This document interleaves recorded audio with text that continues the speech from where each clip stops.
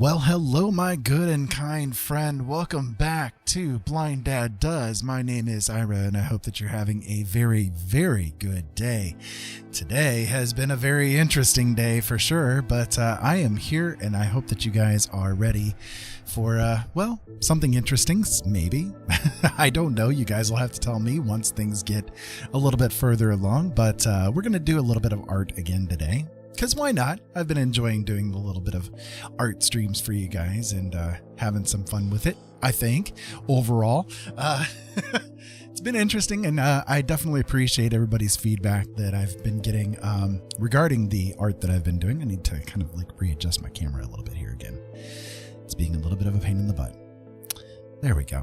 I think that'll be better. But anyways, so yeah, doing a little bit of art again today and kind of doing it as the tutorial style that I have kind of grown accustomed to doing.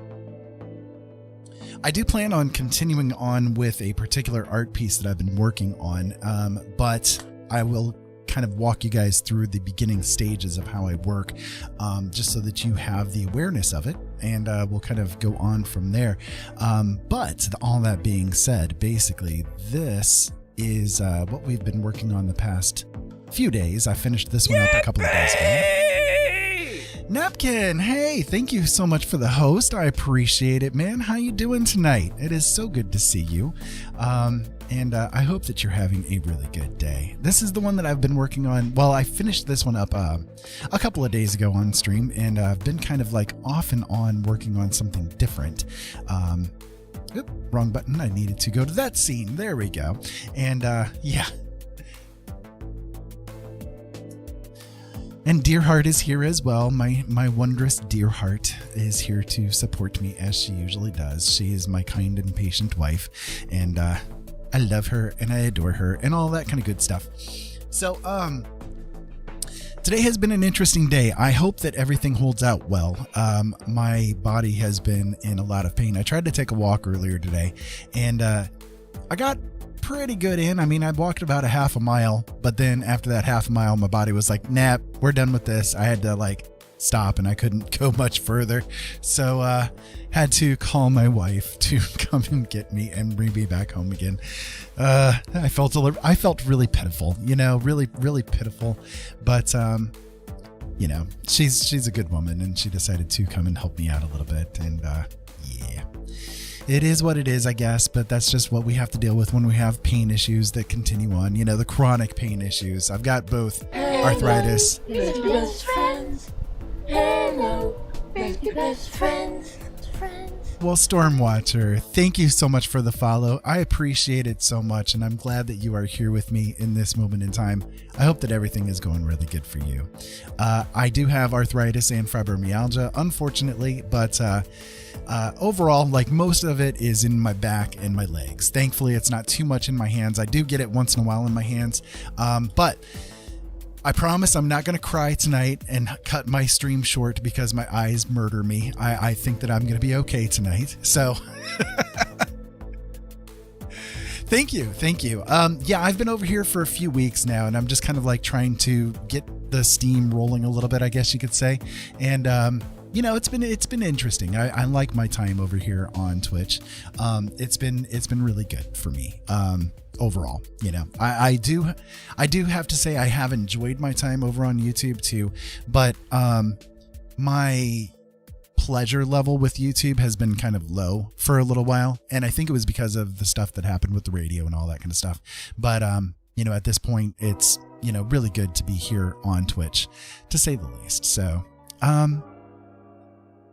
yeah, it is. And everybody's been really supportive for me, and for which I'm grateful, because I'm used to kind of dealing with the crud that's over there on YouTube. But today we're going to work on a piece that I've been working on for a couple of days now. I'm not sure how much further I'm going to get with it or anything along those lines, but I'm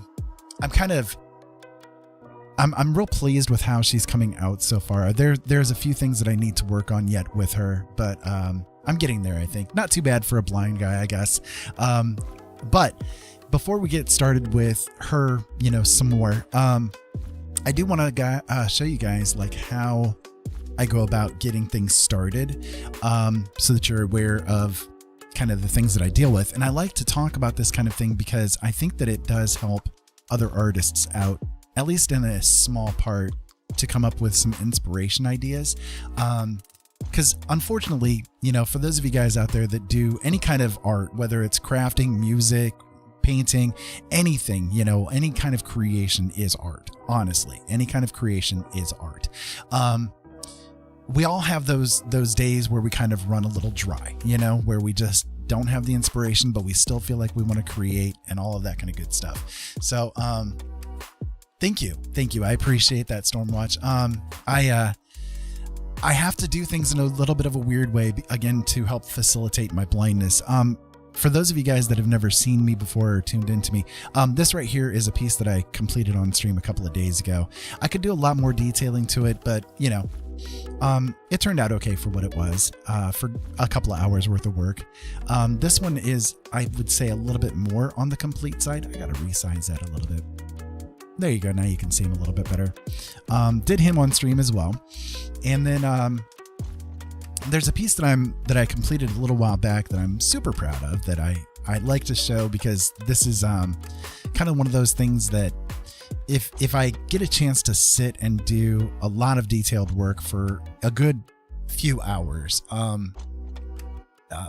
can get a little bit more finer detail kind of things done. So I'll show you that one to you here. That is this gal.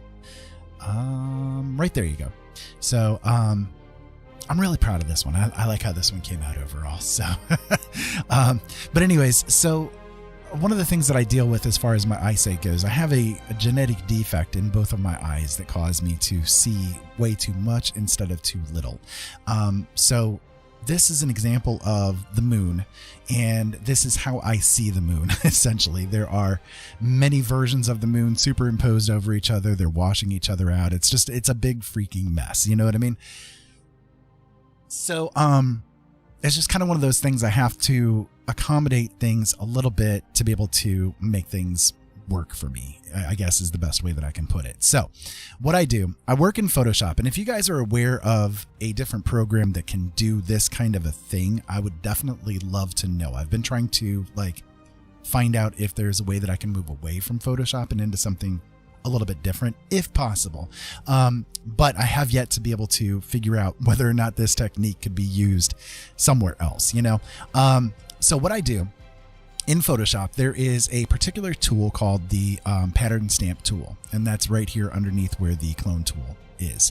So with the clone tool, basically, if you select an area, like let's say I selected right here, and then I could run a brush across like this, well, it would just basically make a clone of that particular portion of the photo, right, or the painting, right? But with the clones, with the pattern stamp tool, it acts a little bit differently. With the pattern stamp tool, you can insert an image into it, and the image will act basically as like a template for a pattern to be laid out. And I think I'm on the wrong tool, aren't I? Yes, I am. There we go. I needed to switch it to it. Right here you go. So I have different paintings that I've created, that other people have created, and that kind of thing, that have like color palettes that I've been attracted to. And that's the whole point. We're not using the image like for a basis or tracing or anything along those lines. We're just using it as a method to slap some colors onto the page, so that we can then make use of them. This tool that I have right here on the pattern stamp, it's kind of a bizarre looking one. Right now it kind of looks like Kermit screaming into the night, but then Miss Piggy did something, or I don't know, maybe got together with Fozzie in some kind of weird way. I don't know, but it's a very like weird shape. It has some squiggly things to it. It's got some, you know, little bursts and all that kind of stuff within it. The other thing that I've done with this brush is that every time that I tap it down onto the tablet, it kind of jitters the brush a little bit. So it kind of puts it into a randomized position and all that kind of stuff. So, I start off an image with just a blank canvas. Whatever color you want to use is totally okay. It does not matter if you have the brush itself in the pattern stamp tool set to 100% opacity. And then all you do is you run the pattern brush tool over the image, over the blank canvas here. You see what I mean? Late night at Taco Bell. Yeah, that would definitely do it. That would definitely do it.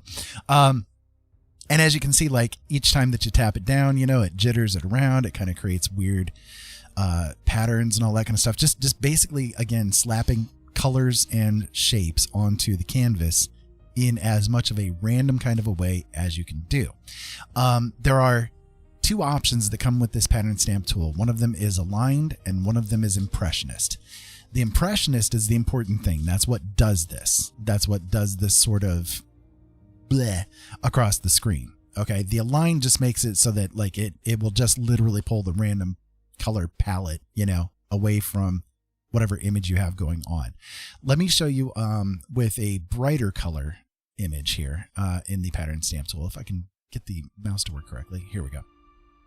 This one is really bright and white and all that kind of stuff. And as you can see, you know, it just really, it slaps a lot of white on there because it's so much white on the pattern. You see on this image, it's just pulling most of that white off.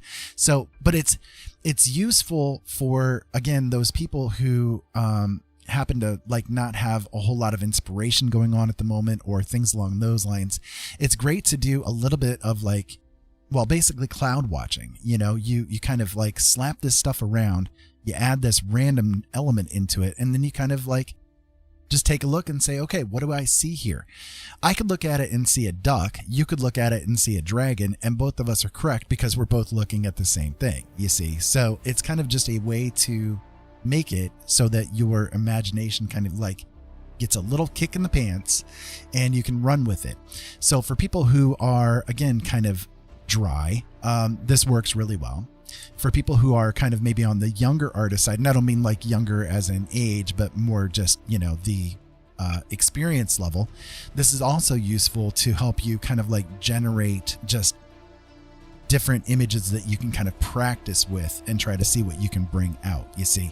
So for an example with what I'm seeing right here, I mean, this, again, just randomness here.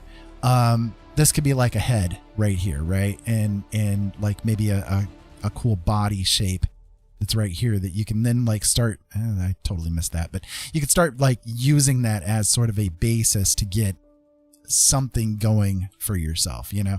And then this whole like randomness in the background and all that kind of stuff, you know, you can even say this is like maybe a forest scene of some kind, you know, and they're kind of walking through, like this could be a foreground thing. They're maybe walking through and this is like the foreground grass or something. They're just like over this little itty bitty hill here or something, you see. So it's all about that random moment, embracing the random chaos to try to bring a little bit of order to it.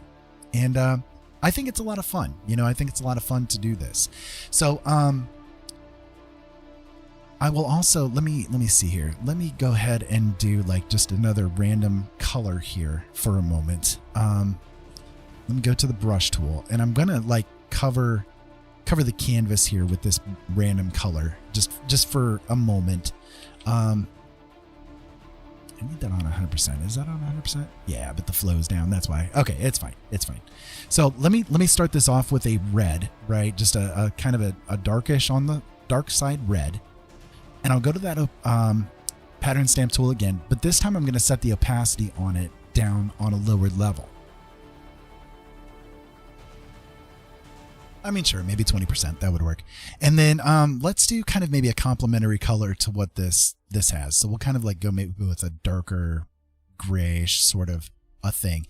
And then you see with the opacity set to the lower level, you're going to let those random patterns kind of bleed through a little bit better. So you can have a little bit more of a control factor over the random, right? But it's still something completely random. You can change the brush size into something different, you know, and kind of get that bigger pattern squiggles. You can make it smaller and get a little bit, again, finer tuned randomness going on. It's kind of just one of those things where it's a good way to trick your mind into thinking of something a little bit different. You see what I mean? And you never know what you're going to get. It's kind of cool because you never know from day to day or from even like project to project what you're going to have come out of it, but it can be something pretty cool. So all of those images that I showed you that I've actually created based on exactly this that I've been doing here. Just kind of coming up with the random bleh on the screen and hoping for the best, And sometimes it works. And sometimes it's like you don't get quite the thing that you want to have, right? You maybe lose a little bit of the the steam for it or something like that. But that's okay, because this is all about trying to like create something out of nothing, So this image right here is the one that I've been working on, and I'm digging how it's coming out so far. There's a few spots that I'm unsatisfied with, and I thought I would try to work on them here on the stream today. But also I want to show you, this is what it started off with. So you see this randomness, this random like just blob on the screen has so far become this, so it's like, it's a really powerful technique that you can use to try to come up with something that you didn't expect. And it's really cool to do it like with working in a different style than what you usually do or something like that. You just, because sometimes that's a good thing, when you are trying to practice the like stepping outside of your normal style can be a really good way to actually increase your overall skill level. You see what I mean? So yeah, happy little randomness. Exactly. It's I think pretty powerful. It's pretty cool. So I'm gonna work a little bit here. Pardon any weirdness that you see on my face. Again, I am blind. I have to squint an epic crap ton to be able to try to like see the things going on. So you're gonna see like weird contorted things going on with my face. I apologize. It's the way that I am, So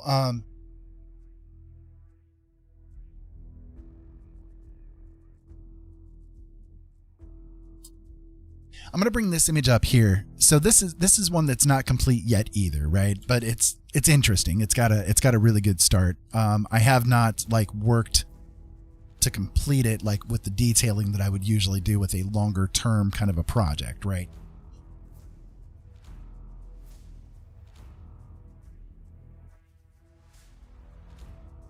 Thank you, Napkins. I appreciate it, and I hope that you have fun doing your stream hopping. I'm sorry I missed your message come in there. Anyways, but the reason why I brought this up is because I want to show you again, this right here is where this image started off. So you see it's like just again a random splat of color and shapes on the canvas.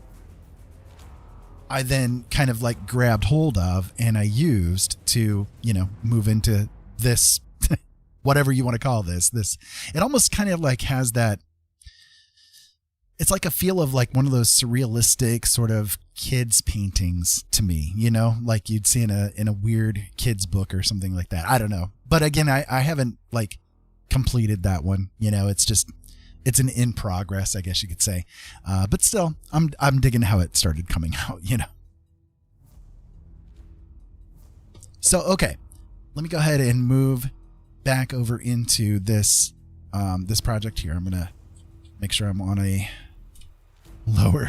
lower sized brush, lower opacity, all that kind of good stuff.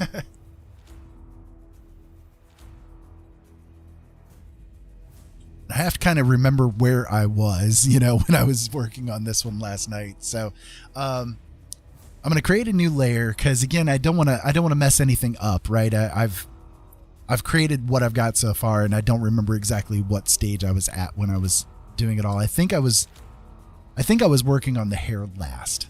But still, I'm going to go ahead and create another layer here. Did I hit that?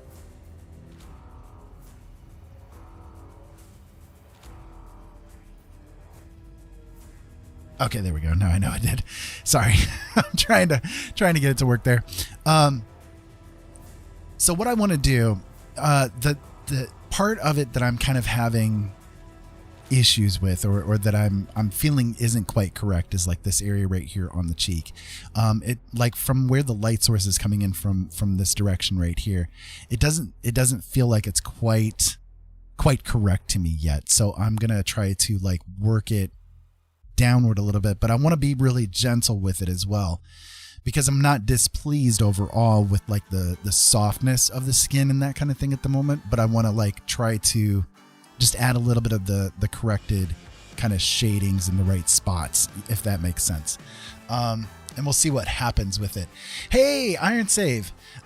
Thank you for being here, man. I appreciate it. And I know you've been really, really super busy with work, but I'm glad that you've been able to take a moment here and come in with us. And yeah, things are going well. I've had a really bad pain day today, but you know, I try not to let that stop me as much as I possibly can. So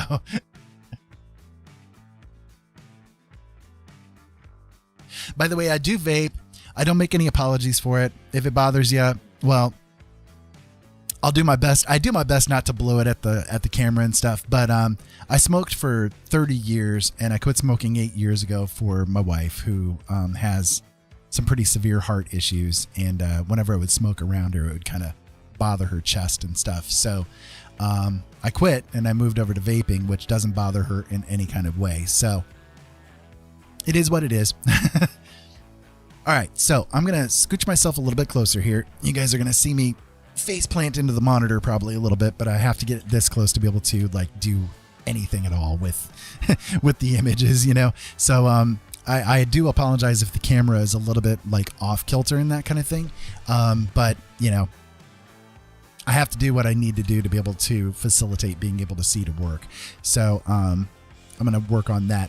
One thing I wanted to point out too, as far as like the shading and the highlights and that kind of thing, I'm making the assumption that this character is like a human-based character where it's red blood, red muscle, all that kind of stuff, right? And the thing about skin that maybe most people don't totally recognize is the fact that while there is pigmentation to it, which will color the skin, skin itself actually is semi-translucent. So in the shadowed areas of a body, you know, where light is not hitting it and it's just kind of like getting more of that ambient type of a thing, the skin is actually going to show through the redness of the blood and the muscle beneath it. So if you want to make your paintings kind of like pop, I guess is the best way I can put it. One of the tricks that you can do to like fool the viewer's mind a little bit is to make it so that those shadowed areas on the skin are a little bit more in the red tone than they are in whatever your mid-tone color of the skin is. So in this case, I'm kind of doing a yellowish sort of a color because that's what right now the ambient light is sort of having. But in the shadowed areas, you can kind of notice, I think, that the redness is there a little bit to help like kind of, again, bring out the fact that there's skin there. You see what I mean? Like that there's muscle and bone and skin and all that kind of stuff that's in those areas. Also with shadows that aren't like in the absence of light, the shadowed areas, the you know, dark areas are going to be like towards the black, right? However, that also being said, shadows do have a color to them. It's just a very heavily saturated color. So again, you can kind of like trick the viewer's mind a little bit by shading your shadowed areas with a bit of color as opposed to just doing black. The same can be said on the opposite end of the scale for both cases with highlights. If you have an area of highlight in something that is not skin, it's going to be more reflecting like in a desaturated way. Heavy light is actually very desaturated. So that's something to bear in mind as well. So I kind of encourage other artists, if you are trying to get like a little bit of a sense of realism to things, what you can do is heavily saturate your shadows and then desaturate your highlights. Skin as well, and this applies for like most skin types that we're aware of, you know, as far as like the animal kingdom, including humans, is concerned. Some animals are not this way, but most by and large are. The highlights on the skin are actually going to be reflecting the light source. So whatever highlights you have going on are going to have to kind of like reflect that same color tone in some kind of way. So just a couple of things, you know, to bear in mind as far as like maybe to bear in mind to make your paintings like a little bit more have that sense of, you know, that touch of realism to them. And hopefully that's helpful to you guys in some kind of way. I think even people that do like manga and that kind of thing could benefit from, you know, having that kind of a mindset, that if you are coloring the characters that you're drawing, if you like shade them in those different kind of ways, you can actually make even manga and that kind of thing pop with a realism that you would not otherwise have. And I think a lot of like experienced artists with manga and that kind of thing, they do that kind of technique too, you know? So, because otherwise, you know, one of the problems with doing it in a, okay, so like, let's say that we have this mid-tone yellow-ish, you know, reddish yellow as the base color of the skin. If you just do like a darker version of that for the shade, it kind of almost has like a cartoony sort of a feel to it, you know, it makes the character look a little bit more like cartoonish, you know. And if that's the effect that you're going for, you know, if that's the style that you're working with, then go for it. More power to you. You know what you're doing there. But again, if you're like trying to get a feel for how to make your paintings a little bit more realistic, these are things that you can bear in mind with it. All right, so enough talking, Ira. You have yet to even put the pen on the paper, so to speak. Time to get to work. So let me see what I can do here and try to, again, kind of work the cheeks a little bit into a more kind of realistic thing. I mean, it could be that she's not human, you know, and that's kind of like what I've had in mind, is that maybe she's not necessarily entirely human. And so could therefore have, you know, that kind of offset. She could be like, you know, having like chubbier cheeks and that kind of thing, but it's just, I didn't necessarily want to go with that with this one. So, I'm just going to try to get it to feel a little bit better for me. So, yeah, there you go. Going to get to work.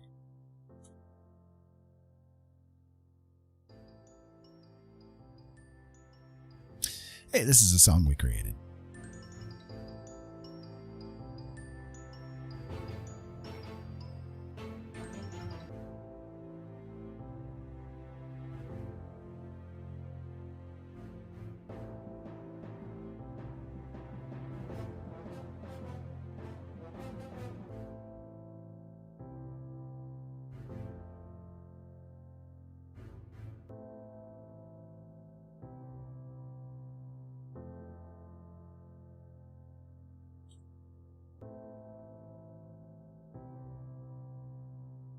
Right, I think even that looks a lot better. I mean, let's do a comparison here. Yeah, even that looks a lot better.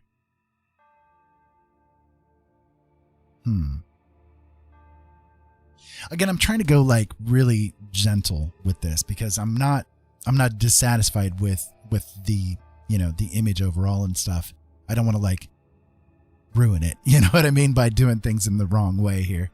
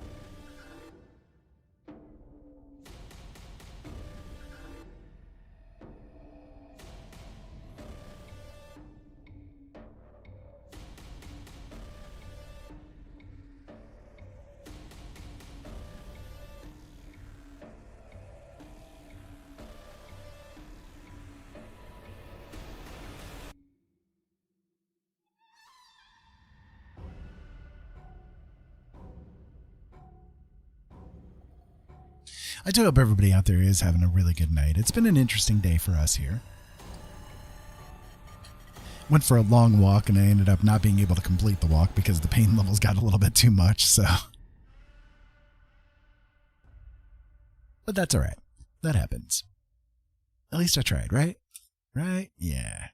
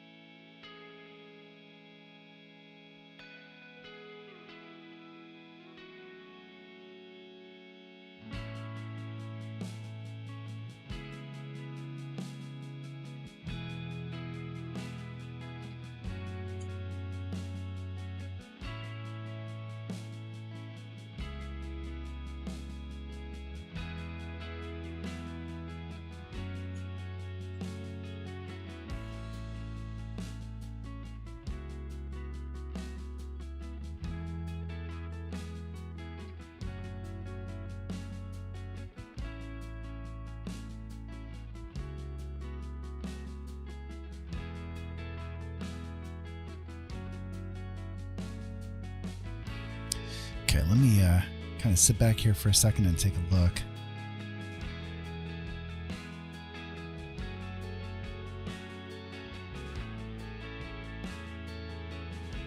I do think that's a little bit better overall. I need to kind of like just smooth it out right here on the edge.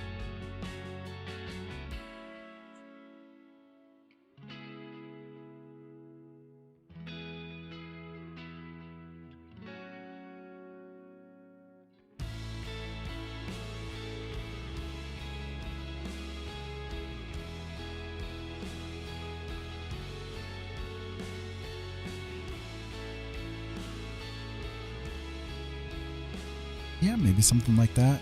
I don't know. What do you guys think? Is that maybe a little bit better? It feels a little better to me.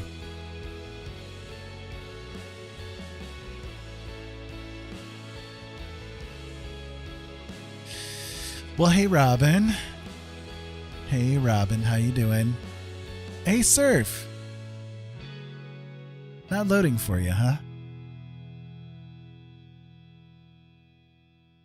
He had some trouble trying to get in the other day, too. Not sure why that's happening to him. Either way, hey, guys. Love y'all. Hope you guys are doing good. I'm kind of working on this image here, trying to get it a little bit better. If you don't mind, like real quick, like this is what I've been doing to it here so far. Trying to get it like a little bit more punchy, realistic kind of a thing. This is what I've done to it, and then this was what I came into it with. Like, which way do you guys prefer it? You know, let me get your opinions here. Yeah, Surf. Dear heart, there is my Jolene.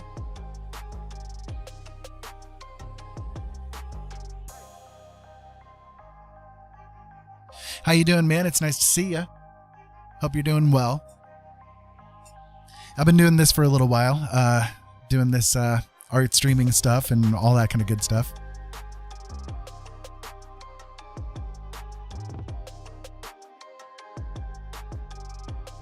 Trying to decide if the changes that I'm making here are appropriate.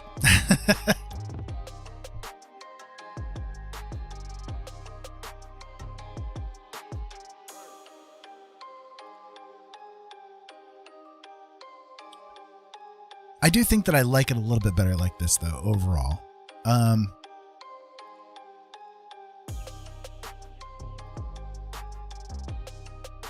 Kind of just has a little bit of a better feel to it, I guess.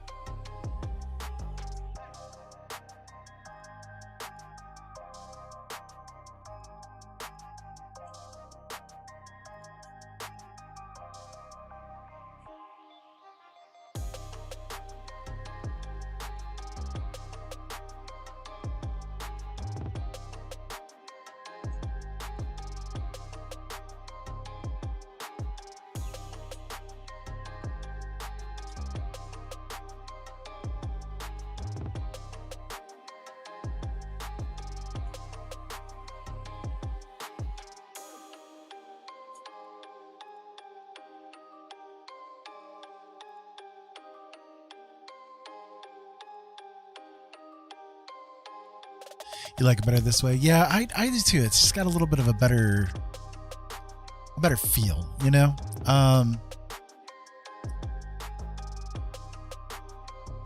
Yeah. I think I'm going to leave it. I'm going to leave it there.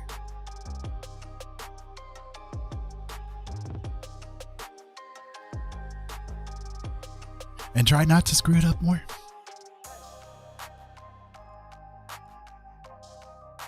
Yeah, there we go. Okay, cool. All right, so I do think I've got a pretty good, like, makings of things here, you know? Right, gives more depth, right? Exactly. That's what I was thinking too. And I knew, like, when I left it last night, I knew this was probably one of the things that I would need to do is to kind of, like, you know, handle those cheekbones a little bit, you know, give her a little bit more, like, definition on the cheeks, you know, as far as, like, the cheekbone kind of areas are concerned, and run with it from there. What the heck is up with this song?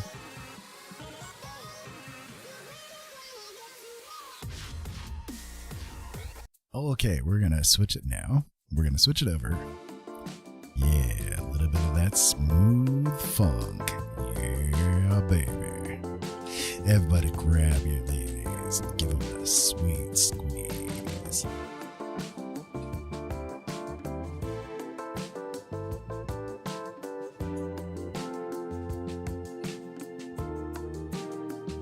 Okay, so I'm going to work on a little bit more of the highlighting here and see what happens from there.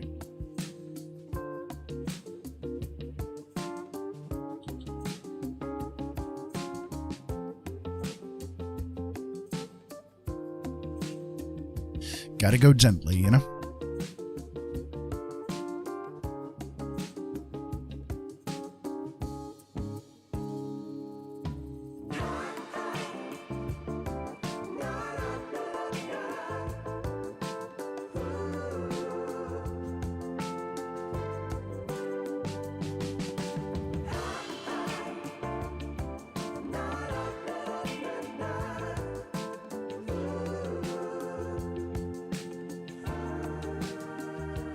I really like how the eyelashes on her came out too.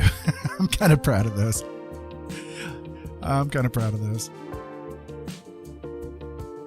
Okay, so I'm going to do a different layer because I don't want to screw anything up as far as, like, what I've done to the face here in case I need to backstop anything or anything like that.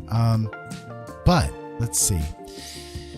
I'm getting close to the, like, finishing stage of it, you know, where I can call myself pretty much satisfied with how this one turned out, at least as far as, like, a speed paint kind of a situation goes. You know, I know there's a lot more, like, in-depth detailing that I can do to it, but at the same time, I don't want to be stuck doing the same project for, you know, the next month trying to perfect it, if that makes sense.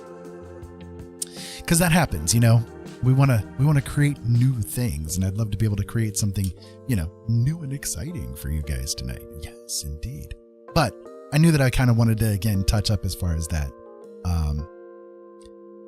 cheekbone area was concerned there. But yeah, I mean, I think I can probably just kind of walk away and say this one is pretty well complete for me.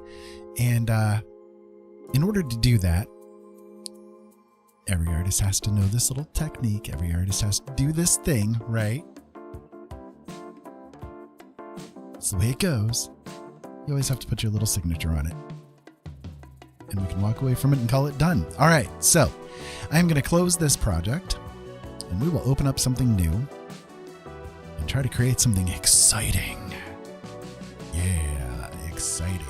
So I'm going to do a project that is 11 by 17. The main reason why is because I want to do something interesting. I want to start creating commissions. I do. I want to start doing commissions. I have finally decided that I'm going to do it. It's a very scary thing for me to be able to decide that, right? But I think it's the right decision to make. I've gotten a lot of really great feedback from people here, letting me know that they're really enjoying the work that I do. I've had a lot of people ask me if I do commissions, and I have to tell them, no, I haven't done any commissions or anything like that. But I came to the decision yesterday that yes, I'm going to start doing commissions. So, kind of a standard idea though with doing commission work is, 11 by 17. That's a pretty good size as far as like doing prints and that kind of thing goes. So that's the thing I'm going to run with as far as sizes goes. Okay, so let me gear my mind up here a little bit. So I hope everybody out there is having a really good day. It's been an interesting one here. I did try to do a little bit of walking, and I couldn't manage to get it all done. I walked about maybe half a mile or so, and then my body was like, nah, we're done today. So I had to kind of walk away from it. Ha ha ha ha. And come on back home. But the pain is eased up now at this point, thankfully, and we can kind of do a little bit of work, get some things done.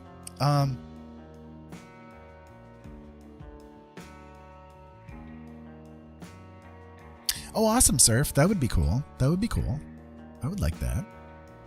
So this little technique that I do, I think it's useful for people in the long run to try to like figure out things that they want to like do without knowing immediately when they step into things what they're going to be doing. You know what I mean? It's like one of those techniques that can really be helpful in a lot of ways. I kind of like how this is starting out here, just as a slap of paint on the canvas here. I think this is actually kind of cool. I don't know if you guys can see it. I'll point out what I see here. Let me start a new layer here and put the opacity of the pen here to 100% so you guys can get an idea. But what I see here is like it's a figure of maybe somebody whose head is like maybe kind of like cut off here a little bit, right? And then like here's perhaps a part of the, pardon the really twisted lines. I'm sorry, my eyes. Their body's right here, right? And maybe even the body like is coming down here like this, and can have like their legs here or something like that, right? And they're standing on like maybe a cliff face or something like that. And I don't know if they're facing forward or backward or whatever the case may be. I'll have to determine that kind of a thing as I get a little bit further into it. But it's kind of an interesting little beginning of things here. Could even do it that the figure itself maybe is a little bit smaller. Again, please pardon the lines here. They're terrible. But, a little bit of a smaller figure here who is like, kind of standing here. And maybe there's like a kind of a storm that he's looking at in the distance. Again, maybe on a cliff face, cliff wall kind of a thing right here. I don't know. But it's interesting. I can try to run with it and see what happens. Yeah. Let's give it a shot.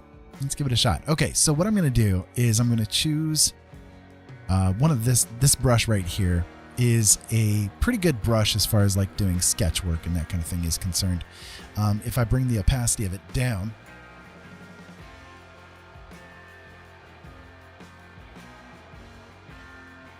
I like to work with it being like 20-25%, somewhere around in there. You can see like it's really good at like doing blended kind of work here, you know what I mean? So the way this technique works basically is there's just a matter of cloud watching and trying to determine what is going to be the best fit for whatever your imagination is kicking up in your direction. It's about like bringing the order out of the chaos that's right here and kind of running with it, seeing what ends up occurring, because it's all about that. Those happy little accidents, and sometimes you do have happy little trees, but yeah, let me just see what I can get to show up here a little bit. Kind of like how that little pinkish area is there too. I wonder what I can do with that. But okay, let me kind of just sketch out the figure here a little bit.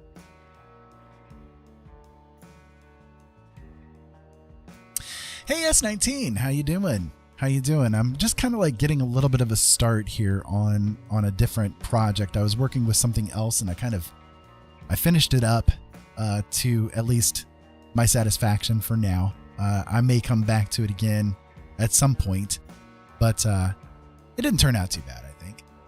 That was this one here. So I'm digging how it came out. You know what I mean? It's not bad. It's not bad. So, but I felt like doing something a little bit different. You know, I felt like working on a different kind of a project today. So that's what I'm doing here. And I'm not sure what's going to come out of this. We're going to see together.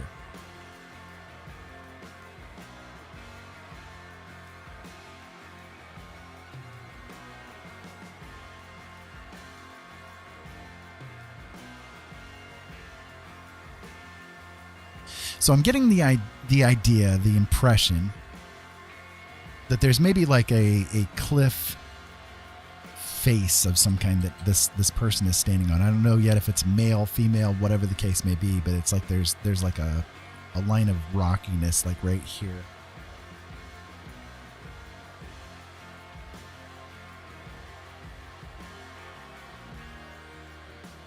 Yeah, something like that.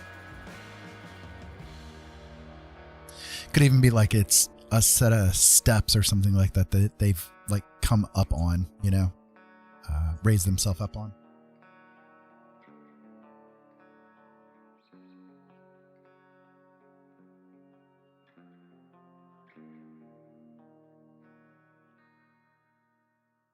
Yeah, maybe something like that, you know, just a little hint that something is there, you know. Okay, Surf, cool. Take your time there, brother. Either way, I'm grateful that you guys are here tonight. It's been an interesting day here. We had a really nice meal. One of my kiddos decided to make it today, and it was really good. They did a good job with it.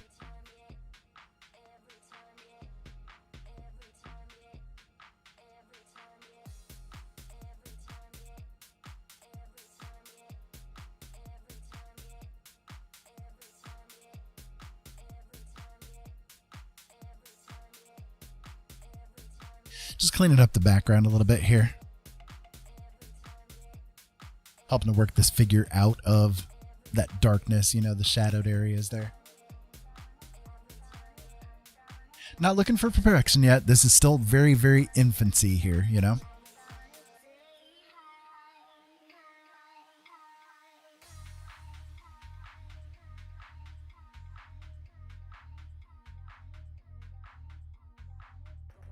All right. Let's see. Definitely there's like light coming from the background, but I feel like there needs to be light coming from like this direction here too. You know, like coming in from the east of it. Nope, still no cleavage. Well, I mean, technically this gal here has some cleavage going on, but yeah, none from me. None from me. My beard would cover it up anyway.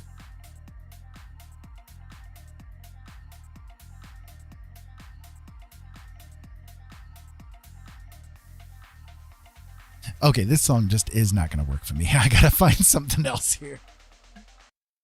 Let's go with Sure, let's go with this. Let's run with this one here. Hopefully this will be a little bit better. Put me in a better mood as far as like what I'm seeing here, cuz that music, it's like music is very important to the creation process. It really is. You know, whatever you're listening to, it definitely has an impact on like what you're designing in a weird way. Like I recognized that from like when I was doing writing a lot more, because I am an author. I've published 14 books and dozens of short stories over the years, and I could not write anything if I was listening to music that had like lyrics going on to it, because it always like kind of tainted the work that I was doing, the writing that I was doing. So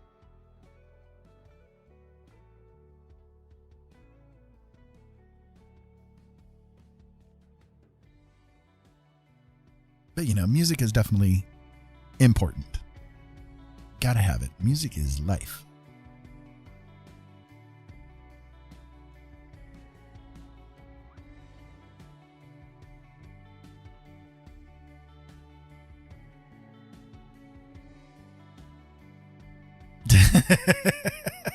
Right? That would work. Okay, so I want to start kind of drawing out the figure. And by drawing out the figure, I mean like actually drawing them out from the background a little bit, like trying to determine who this is, what they're doing, what's the drama of the situation, what's going on in this picture, what's the story, Kenneth? I know technically that's what's the signal, Kenneth, but still.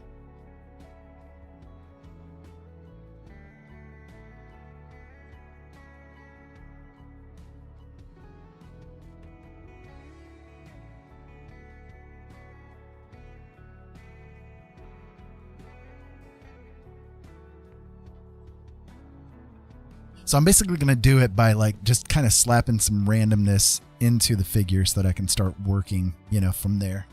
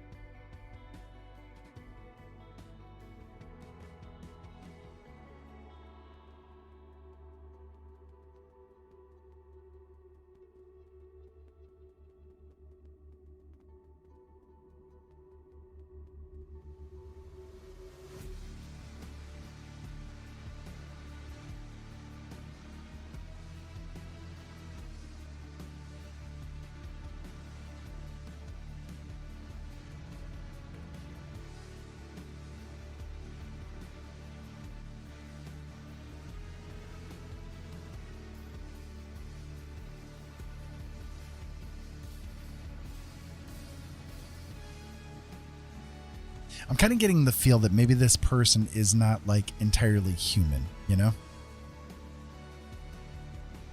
I know I need to stop tainting. It's a terrible thing. My condom on my microphone keeps trying to slip off too. I'm tempted to just take the whole damn thing off, but I don't want to do that.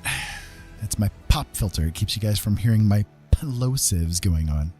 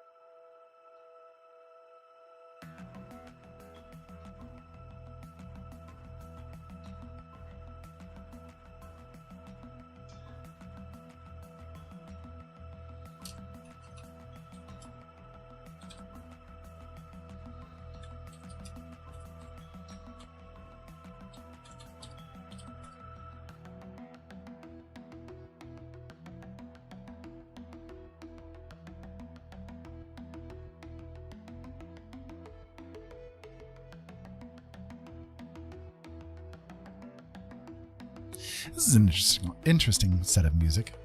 Not bad.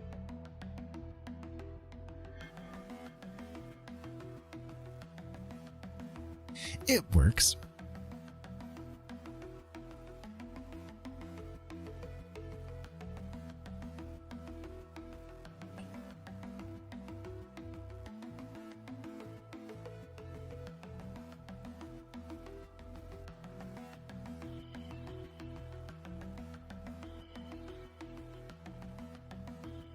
So how's everybody been today? What's been going on with you guys? What have you guys been up to? I know what Jolene's been up to. She's just been peeing. Oh no, I revealed too much. A left, right, good night. Yeah. I have been in a fair amount of fights over the years. I won't deny. Granted, I was much, much younger at that point in time, but yeah, I have indeed. I think most people have in some kind of way. One of the worst I've ever been in was I was living in a house, and the neighbor, the guy who lived next door, he was a bit of a freak, and decided to bust into my house at random one night when he was drunk off his butt, and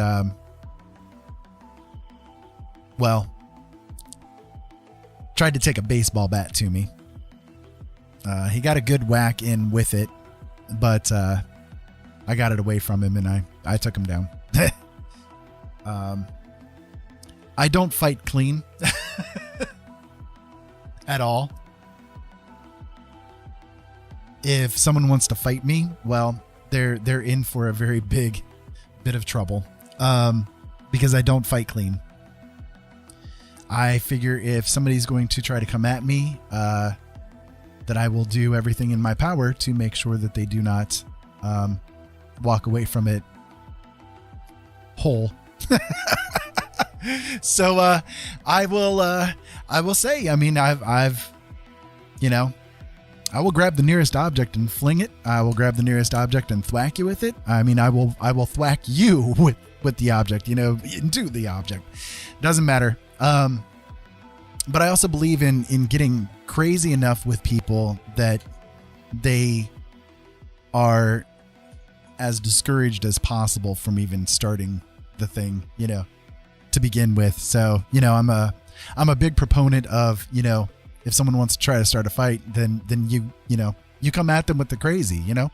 I will rip your head off and piss urine into your sinuses, that kind of thing, you know. Come on, you know, like, yeah. It's like, oh, I've been waiting all day for this. Come on, man. You know, I mean, you just get as crazy as you can, you know. Hey, all's fair in love and war, right?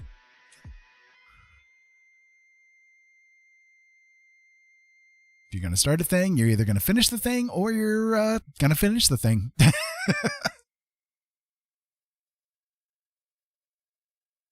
That's really the way it needs to go.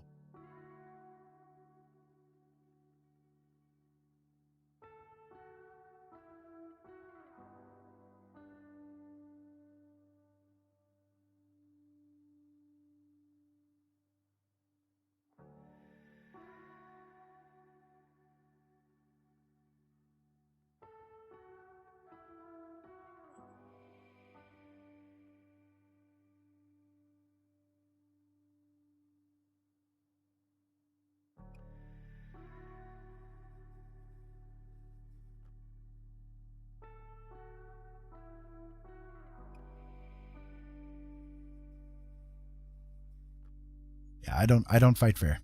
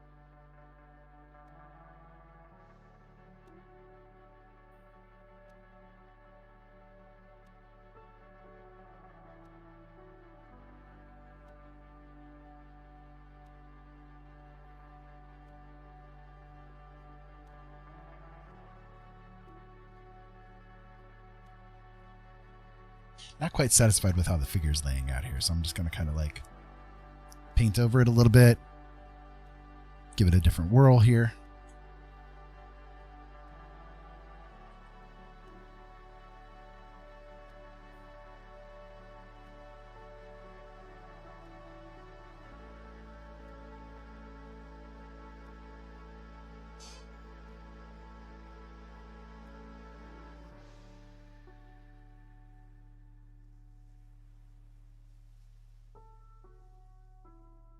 Trying to keep a little bit of the color intact, you know, so I can work with it, but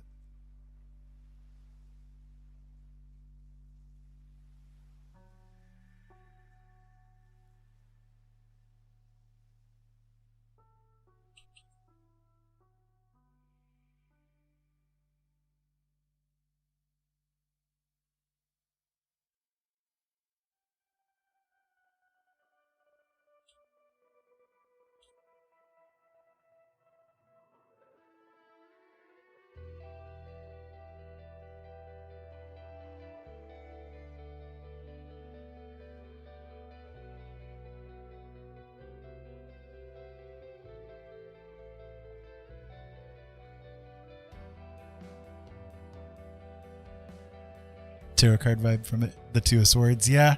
Yeah.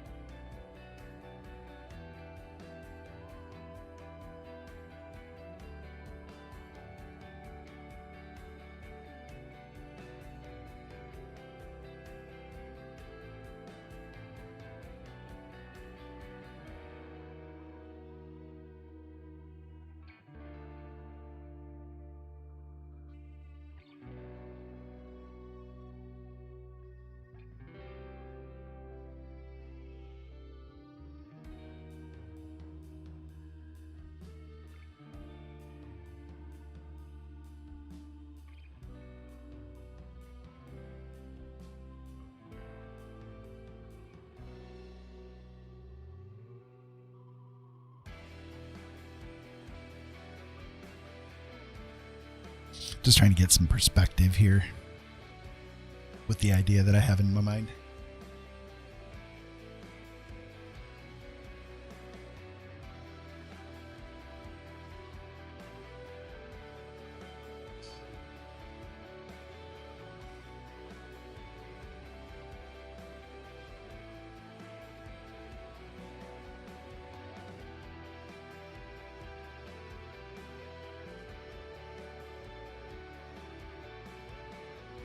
Knave of Wands.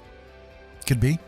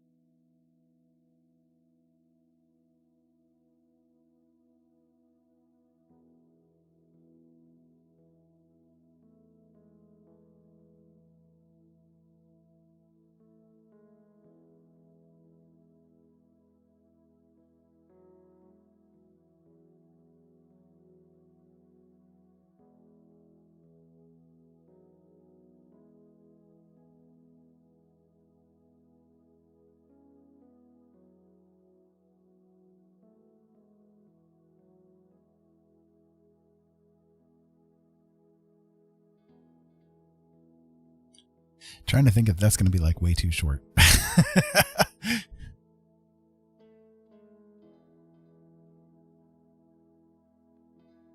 A fighting nun. Surf. Yeah, here, hold on.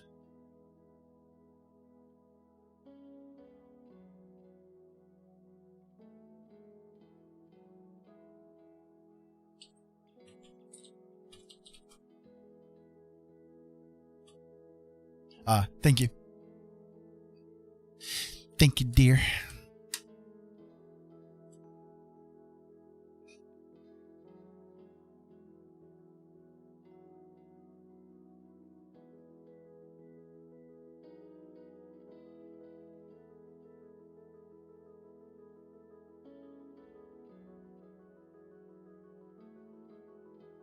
She's so handy.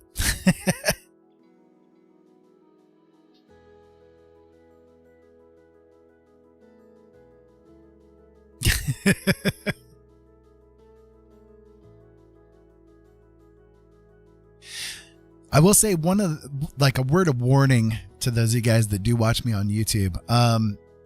If I do get the affiliate status on Twitch, which I'm pretty close to doing at this point in time, because of Twitch's policies, if I do live streaming, I'm probably not going to be able to like simulcast it onto YouTube. I might have to like upload it afterwards.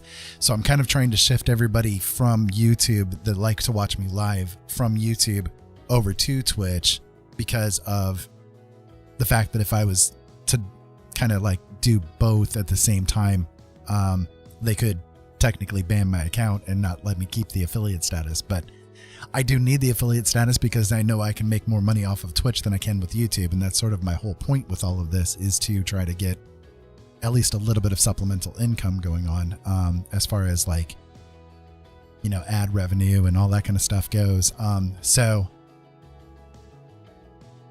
just kind of warning you ahead of time that if I do get the affiliate status, I'm going to have to be switching things around a little bit. So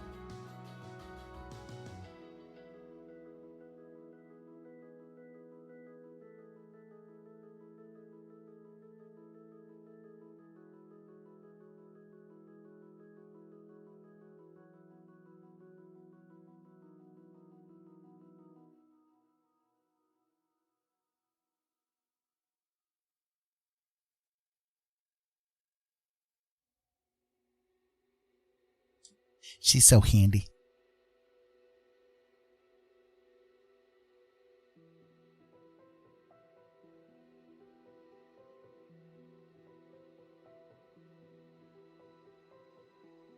Anyways, like I said, just figured I'd warn you guys ahead of time, just in case there's been watching me on YouTube, on TV, and Twitch on my phone at the same time. Thank you. I do appreciate it. Definitely. It makes a big difference, you know? But it's like, it's kind of one of those things where it's a policy violation. And, at this stage of things, because of the way that YouTube has been working things, the income levels from YouTube are drastically different than they are with Twitch. It's very difficult for me these days to try to make something off of YouTube compared to what I was doing before. So got to kind of run with where I need to go. You know what I mean? And I hope that you guys understand that. But you know, we're trying our best to just survive here, you know, so.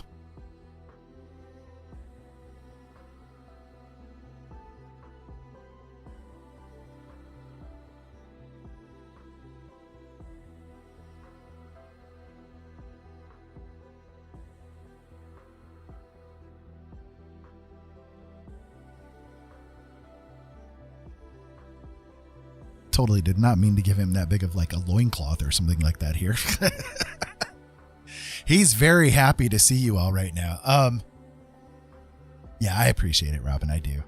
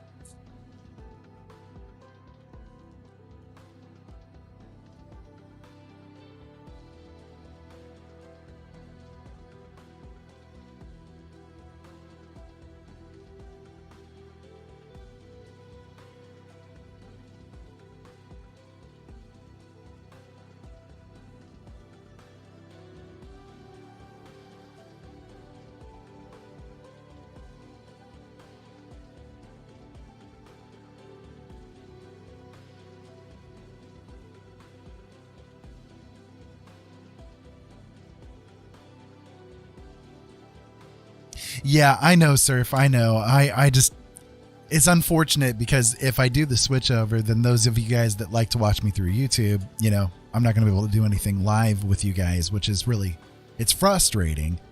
But at the same time, I got to do what I need to do to try to, you know, earn a little bit of an income. And unfortunately, like YouTube is just like, I'll give you guys an example. Like as much work as I've been doing with things, the YouTube threshold of their pay is $100, right? Well, it has taken me almost a year and a half to reach that $100 threshold. That's kind of crazy, you know? Whereas before, back when I was doing the radio days, I saw it a lot more frequently. So it's unfortunate, but it is what it is, you know?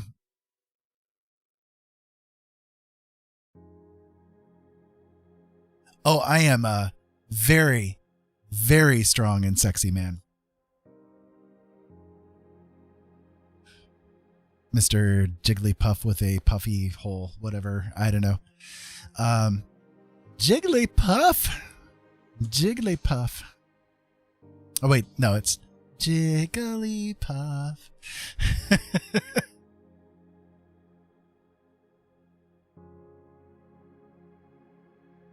But I think I am very sexy. Yes, indeed. In fact, I am so sexy. I will blow your mind. Something like that.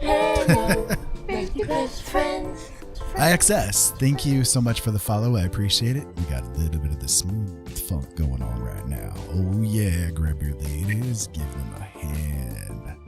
All right. So there you go. So a little bit of a jazz touch for you guys.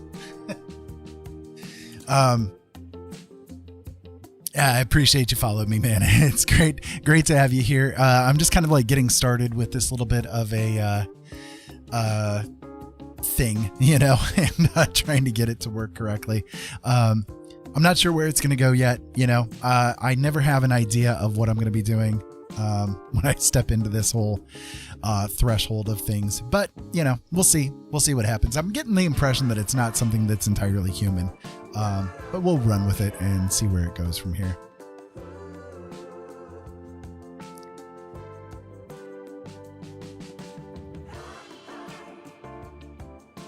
Oh, okay, cool.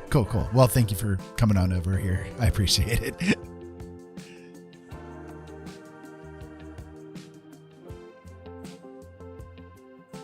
Yeah, well, I appreciate the sacrifice, man. It's appreciated, definitely.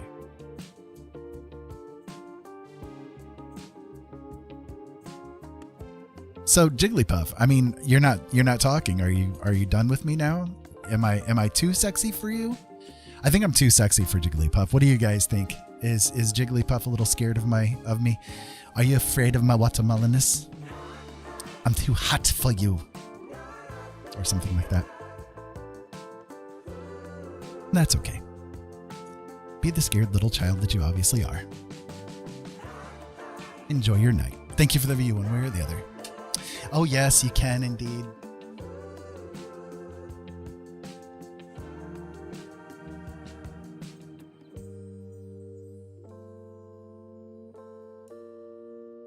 Either way, thank you for the view.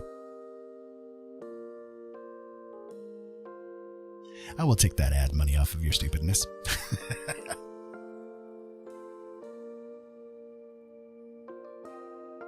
Aw. You mean you can't find anybody for yourself? That's pretty sad. That's pretty sad. Everybody, please give a nice pity party for Jigglypuff and the fact that they cannot find themselves a real live mate to be able to help them take care of themselves. You know, give them a moment, just a moment of silence for Jigglypuff, you know, just to enjoy life, love the universe, everything. Maybe the universe itself will embrace you and let you touch its tip or something. I don't know. Whatever the case may be. Anyways. If one of my mods wouldn't mind just going on ahead and banning that idiot, that would be appreciated. That'd be cute.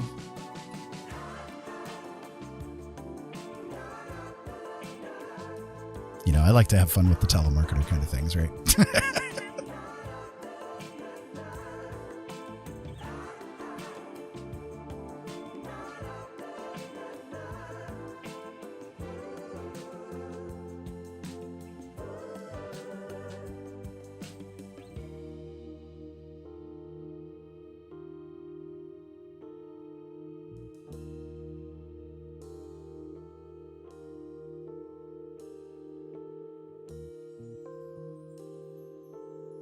Yep, I am blind. Most definitely.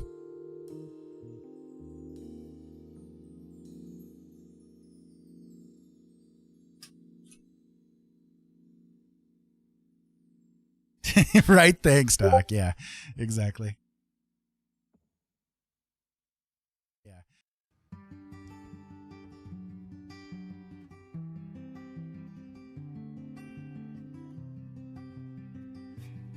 Yeah, looks like you got it there to your heart. You got sideburns now. That's cool. That's cool.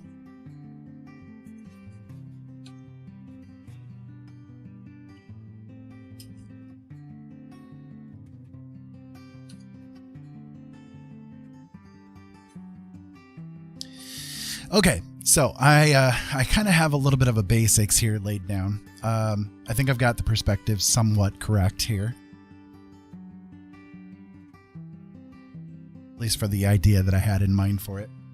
So I can kind of start running with it and doing a little bit more as far as like highlighting and that sort of thing goes. And yeah, we can run with it and see what happens from here. Yeah, it's like when people like that come in, you know, those attention seekers and the whores that they are associated with and all that kind of good stuff. It's like, it doesn't bother me at all. I don't know why. Like, thanks for the view. You know what I mean? Like, thanks for the view and thanks for being here and buffing the numbers up a little bit, you know, but why people waste their time doing that kind of idiocy, I don't know, but 14 with a decent beard. Yeah. I mean, hey, that's great if that's what you're going for.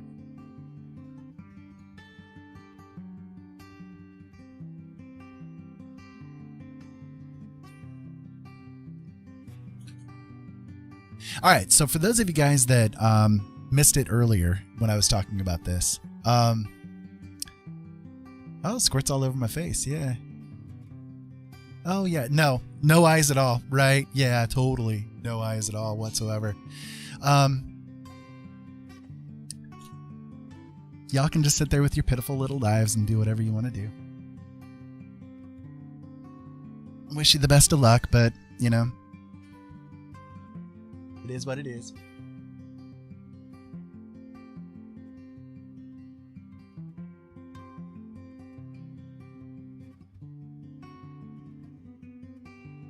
Anyways, so as I was talking about earlier, one of the things when it comes to like doing like highlights and shadows and that kind of stuff is that human skin is semi-translucent. So that translucence shows through in the like highlights and shadows and that kind of thing. So it's Ginger.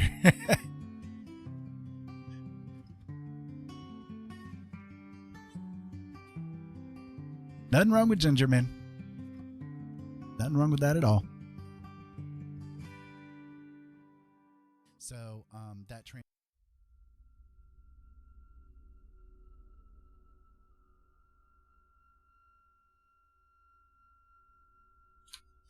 So anyways, what I'm trying to do is work it so that I've got the baseline like red color. I'm kind of trying things maybe a little bit opposite of what I would normally do. So I'm trying to kind of lay down the basic, like the reddish color that would be there, you know, and then kind of go from there. So, okay, Surf. Right, exactly. Yeah. Yeah, I mean it's like oh, you're just pointing out the fact that I'm blind. Duh. I actually have it in the fucking title, you idiot. Blind man. It's not that difficult, you know? I mean, it's like it just doesn't make sense when people do, you know, idiocy like that. It's like, "Oh, I'm pointing out what you literally have said you are yourself." Yeah. I'm a blind guy. And what's your damn point? You know, it's like, I don't know. If people want to waste their energy with that, that's up to them. The things that they have to say and do literally has no impact on my life whatsoever. It's their own lives. And if they want to have that karmic price to pay later, that's up to them.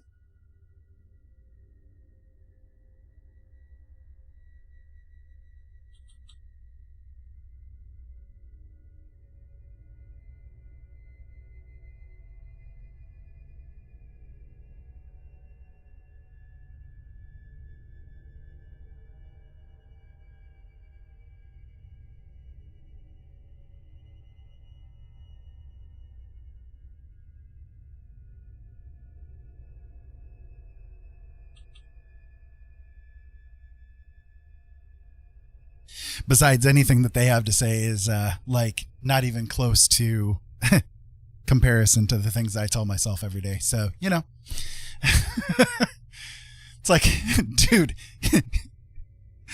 I say worse things to myself in my sleep. Are you kidding me?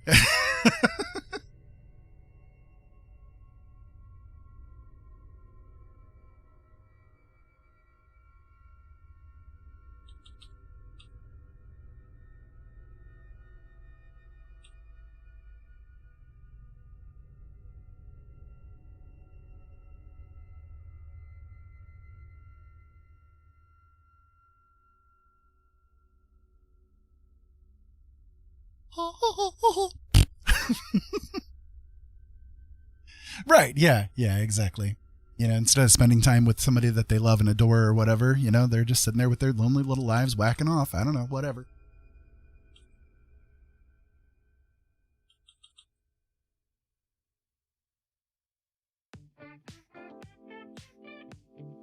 Hey, appropriate music for what I just mentioned.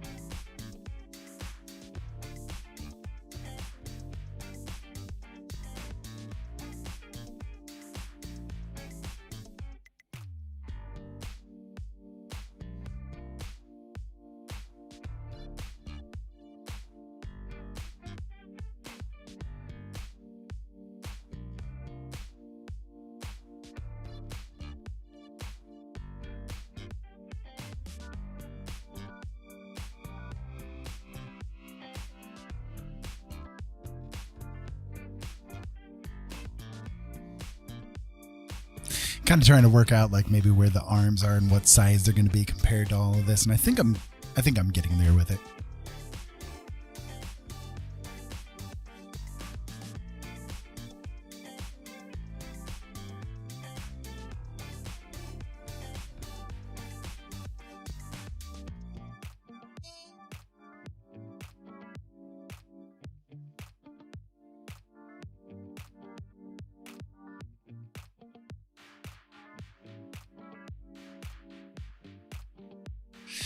That's cool, S19. That's cool.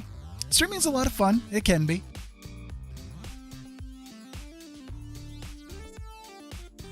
It can be a bit of work too, just kind of depends on what you want to do and what you're going for.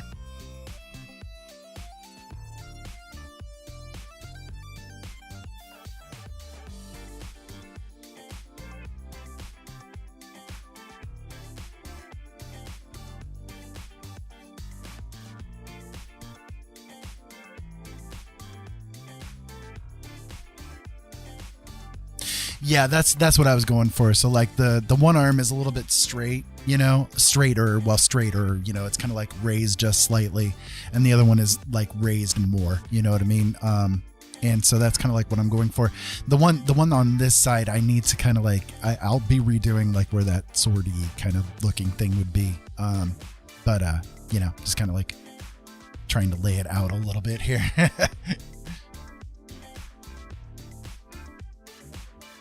Cool.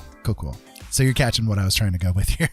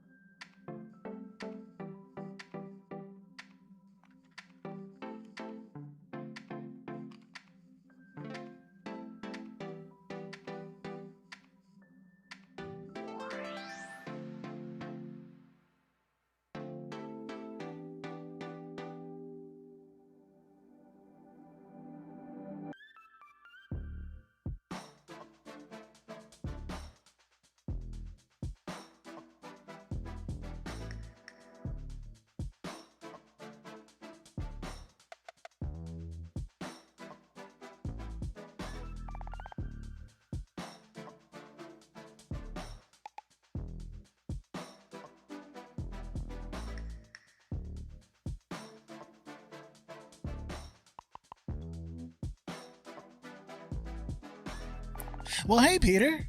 Welcome. How you doing, man? It's nice to see you again. I'm just kind of getting started on this image right here, but if you're curious, this one right here I just finished up a little while ago as I was doing the stream here, so I'm kind of proud of how this one came out. It's a little different, but I like the softness of it. It's not bad. It's not bad. Not too shabby for a blind guy, I guess. So, decided to kind of walk away from that one. I'll probably do a little bit more with that one overall, but like I'm satisfied with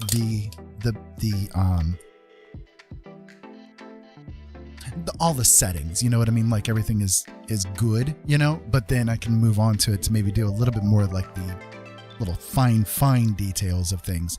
But I'm not too worried about that at the moment. I just kind of wanted to walk away from it. I've been working on that one for like 2 days. So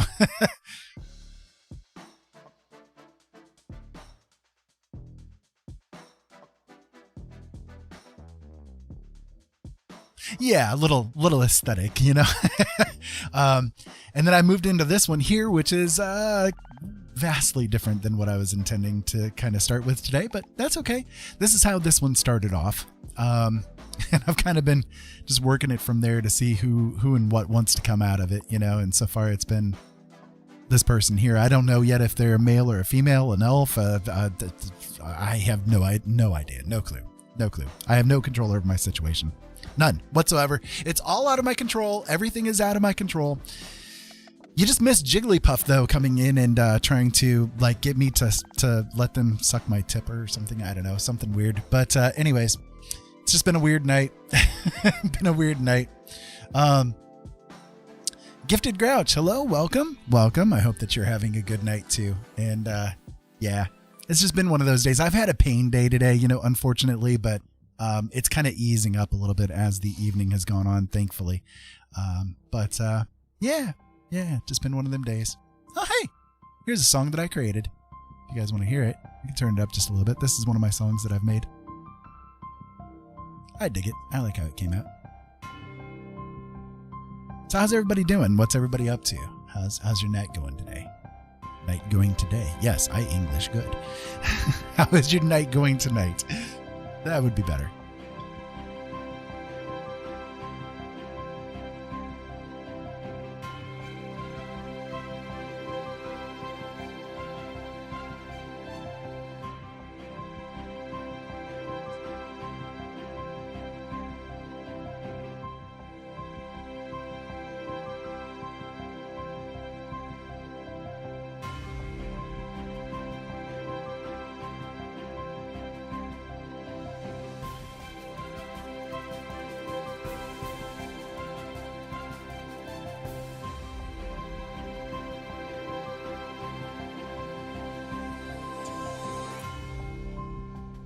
Oh, I don't know. Published a few books, yeah. 14 books, dozens of short stories. Make music, do art, talk a lot. And I'm a hell of a nice guy. That's one of my talents too, yeah.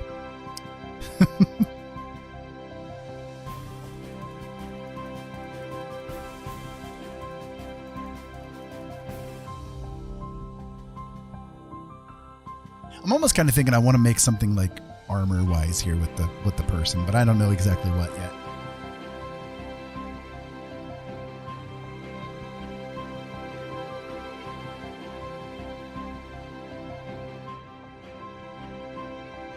But I get the feeling like there's a little bit of like ambient light that's coming in from this side.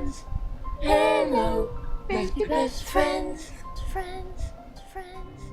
Aw, Gifted Grouch, thank you so much for the follow. I deeply appreciate it. I do. Thank you so much. Marcus, you going to be screaming? Screaming. Are you going to be screaming tonight, Peter? I'm sure there are days where you do. Are you going to be streaming tonight, Peter?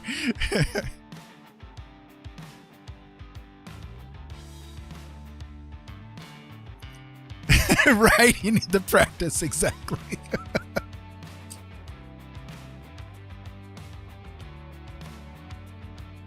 It's been that kind of day, man. It's been that kind of day.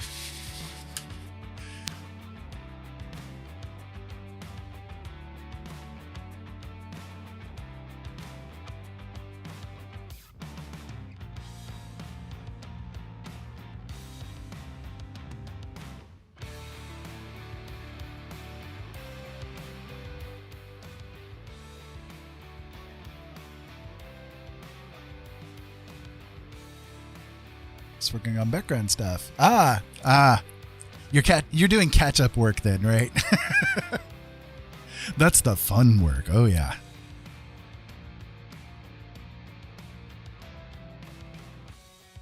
For those not aware, who is Marcus there is Peter, and he is a heck of a great streamer. I'm so entertained by him every time I go into his chat and everything. He's a great guy. Really nice guy. I hope that you guys will go and support him as well. Let me see if I can get the shout out thing to work. Did I get it to work? I did. Oh, I programmed it correctly. Yes, go me. I rule. Or something like that. Anyways, make sure you guys go over there and give him some support too. He's a great guy. Really nice guy. He cheers me up like greatly. I am so close. I can taste it. As of the stream last night, I was at 7 average viewers for the stream itself. I'm at 2.6 for the average viewers overall. And the problem is, like, I've been streaming so much the past month. Like I've been streaming every day for the past month now. And I think I've got like 110 hours so far streamed in the past 30 days. Oh my God. That's a lot of time online.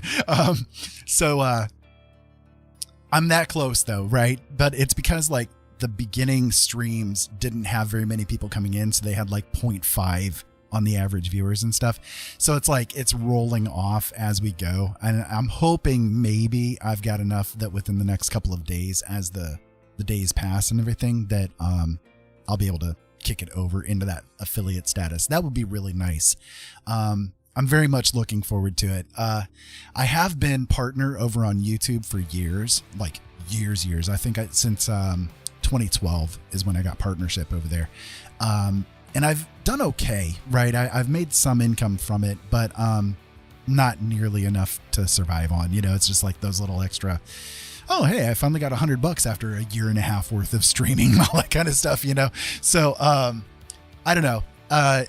I'm hoping that things will work out a little bit better for Twitch. You know, I've heard that people have had really good experiences as far as like, you know, income and that kind of thing goes. But one thing I will mention is that as of yesterday, and this is big announcement. I know I said it yesterday on the stream too, but big announcement. I am actually going to be accepting commissions now. This is a big step for me, guys. A huge step for me. Okay. Because, my art, I have never really been public with before. Like the creation process of it and everything. This is only my 7th art stream. Like the 7th time I've actually shown my process to people. It's very scary to me. But I'm trying it, you know, I'm giving it my best go, but I've had a lot of really good feedback from people saying, hey, you're doing really good. And if you do commissions, I'd love to do a commission with you. So I finally determined, you know, talked it over with my wife a lot and everything. And we finally determined that this would probably be a really good way for me to go, is that, you know, I'm going to open myself up for commissions. So, I would love it. I'm going to get things set up. I haven't got everything all set up yet. I, you know, just came to the decision and I finally, you know, trying to get that going, but, give me a couple of days. Let me get everything like figured out as far as like what I'm going to be doing pricing wise and all that kind of stuff. But, yeah, I'm going to do it. It's scary. It's really scary.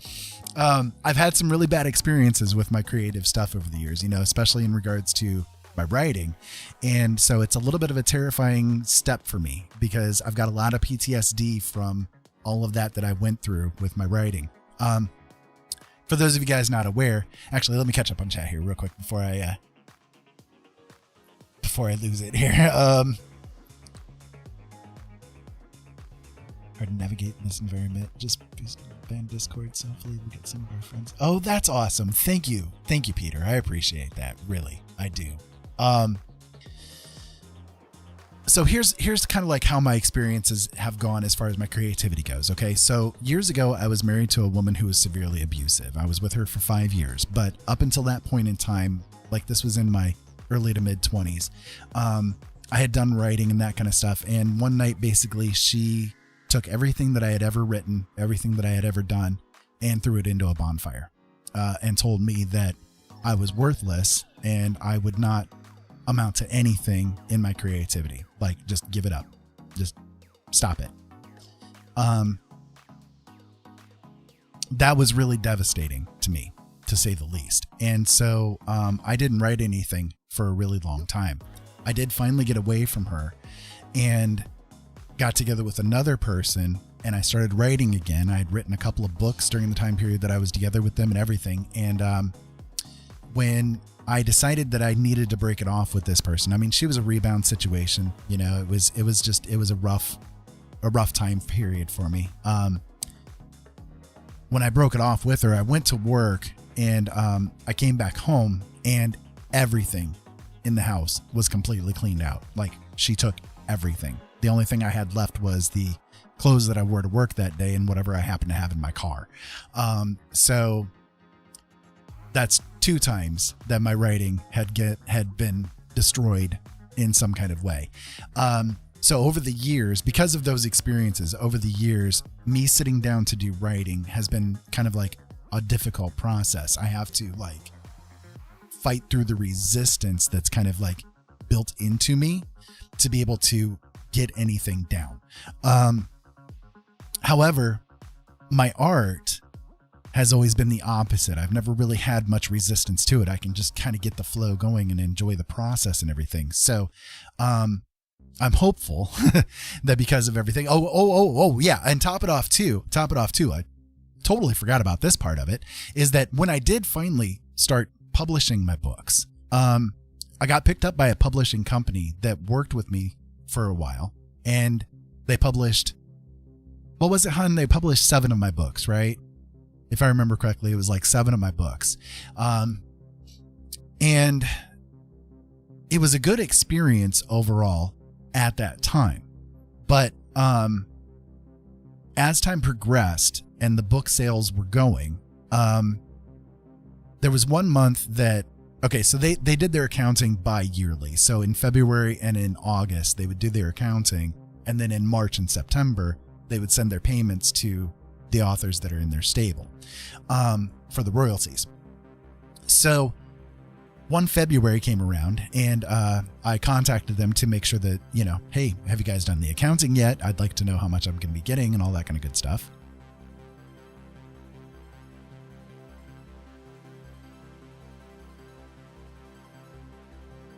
So they said that, yes, we got the accounting done. We're going to be sending out the payments in March. You guys will be receiving it, blah, blah, blah, blah, the same thing that they had told me all along, right? And then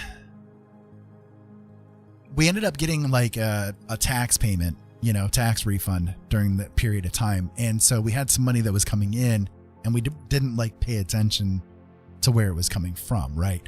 So a couple of months after that, I was talking to my wife about a couple of things, and we brought up the subject. Oh, by the way, how much did I end up getting on the royalties and stuff? And so we looked back in the bank account. They never sent the payment. Like, we didn't see a single payment from them since the time, you know, of the accounting before. And the time of the accounting before too, while they were supposed to send it in September, they didn't actually end up sending it until October, which I thought was a little bit, you know, yeah.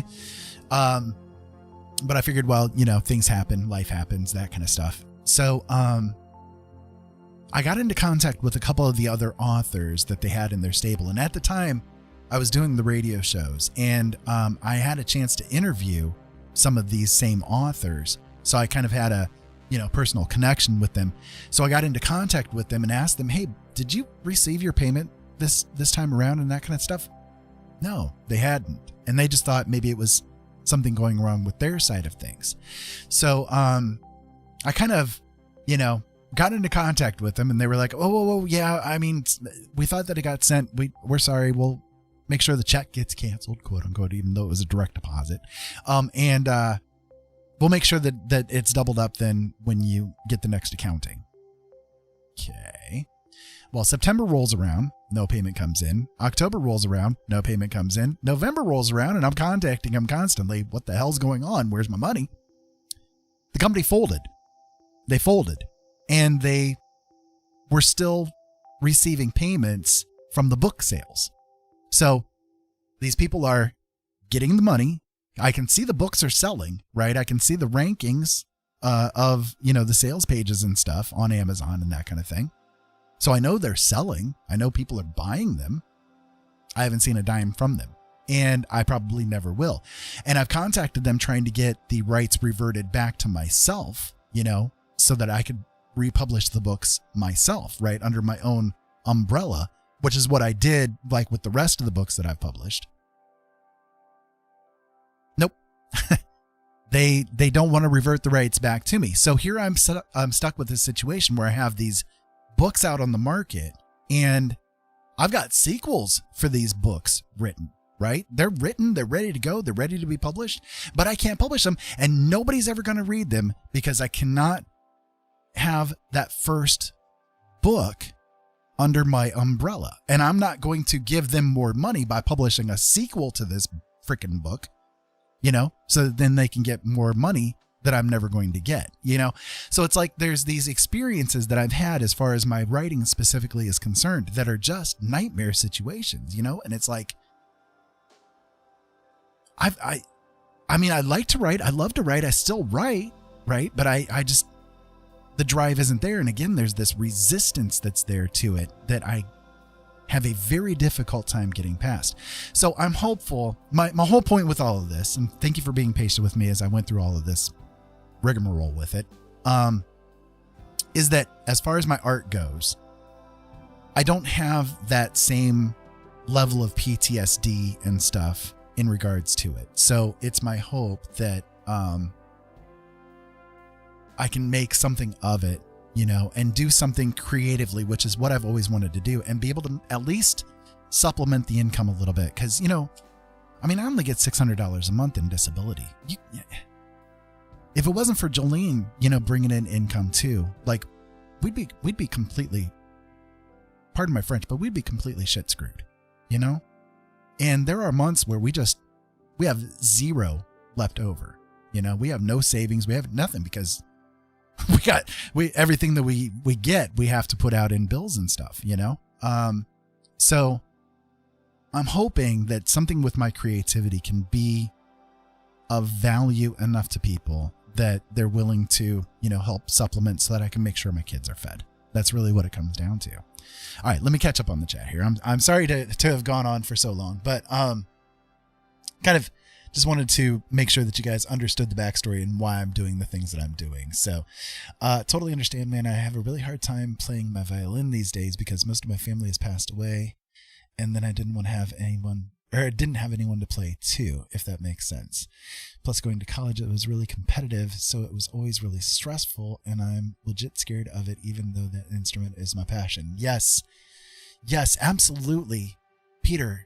That's exactly how it is with my writing. You know, it's like it's something that you're so passionate about, but you've got this like resistance that's like it's a fog. You know, it's like it's such a deep fog that you cannot get past. You have to literally fight your very self to be able to do something that you absolutely love to do. And that is freaking hard, man. It really is. It is really hard.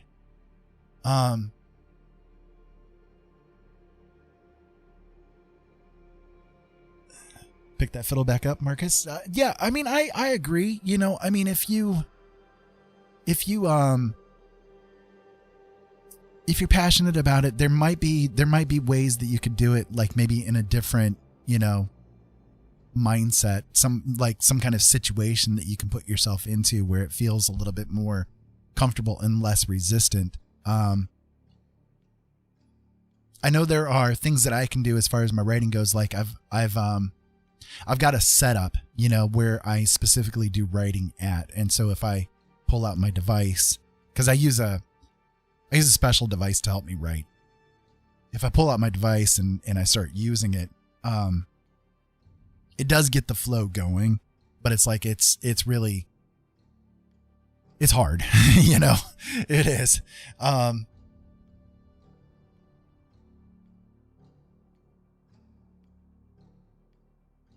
Yes, Robin loves violin. You could definitely play the violin for her anytime.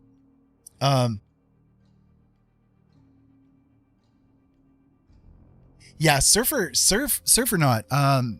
Chris, his band is really good. Like Chris is really, really good with guitar. He is excellent.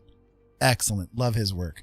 Been playing in bands for about 10 years now as a bassist, but I do still play guitar, drums, piano, played violin, not fiddle, classically for about 20 years. Started playing in the college in 8th grade, and my fiance is currently working on auditioning for the symphony. That is awesome. That is cool. I wish them the best of luck with that. Just don't have time to do symphony and band stuff this season. I just got an electric silent violin so I can practice without stress. That is cool. That is cool.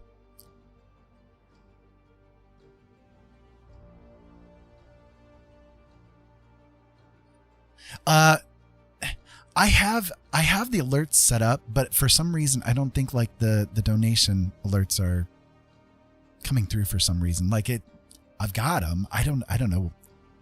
I'm still kind of a newbie with all this stuff. You know, I don't know exactly what's going on with it all, but Okay, let me check it. And if you know maybe what I've done wrong with it, I would really appreciate it. I know it's like believe me, I was a tech guy for a long time, having somebody just say, I did tech service over the phone for years, and I had one guy call me up one day, and he literally just said, "My Windows is busted, fix it." And I'm like, I don't know what to tell you here, dude. You got to give me a little bit more info to go with than that, It's kind of crazy, but yeah. Oh my God, dude. Oh man, seriously, thank you so much. I told everybody I was not going to cry tonight, but oh, seriously, man. Thank you. Thank you, seriously, from the bottom of my heart, man. Thank you. I appreciate it.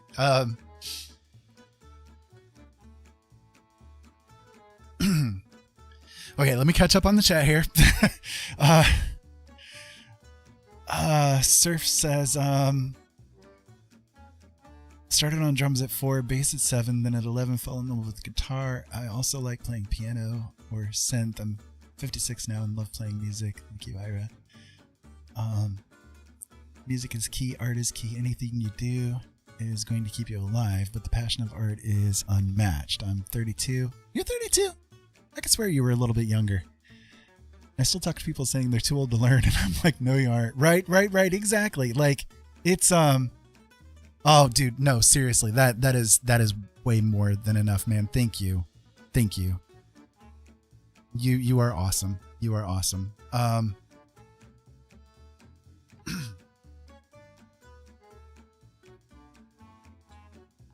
To me, art is like anything can be art, really. Anything that you do, like even the process of creating another human being is a form of art. It's like anything that you do to put energy into creating something is amazing, and I try my hardest to be as supportive with that kind of thing as I can, because I think that art has a way to change the world. I have a piece of something that to me is very special. I have a small piece of the Berlin Wall. And on this piece is some paint that is from graffiti that was on the wall when it was broken down. And I'm not sure what the graffiti was. I don't have that information, but to me it's like it's special knowing that someone had that chaos, that anarchy in their mind to put that there on that wall, knowing that one day it was going to break down, determined that one day it was going to break down. And it's like I kind of have, I'm weird, right, with my thoughts, but it's almost like the whole wall crumbled under the weight of all of the passion and graffiti and paint and murals and everything that were painted on this wall. Like, it just could not stand up underneath the weight of all of that energy slamming into it over and over and over again. That to me is what art really is about. Aha, Jolene found it for me. Thank you. I don't know how well you'll be able to see it with the reflectivity here. I've got it in a package here so that it doesn't get lost and ruined. But that right there is a piece of the Berlin Wall, and you can see that there's some pinkish yellow paint on the front face of it there. And this is a very important thing to me. It stands for something to me, So that's the power of art, though. That's what music can do. Music in and of itself is literally life. All of us, everything that we do, every moment in time is spent in nothing but frequencies. The entirety of the universe is created through frequency. Look into cymatics, just as a perfect example of what frequency is, and the healing power that it has. People who are musicians that can make something, beautiful with that in their mind is something that to me is touching God. Even the death metal, I always say heavy metal death rap, that's out there, even that is touching God in some kind of way. And God can be anything that you want it to be, by the way. I'm agnostic at best. But music is something that is so the heart of creation, so people that are musicians, like I stand by 100%. I am so proud every time I see somebody play, just, yes, let it flow, man. Let it flow.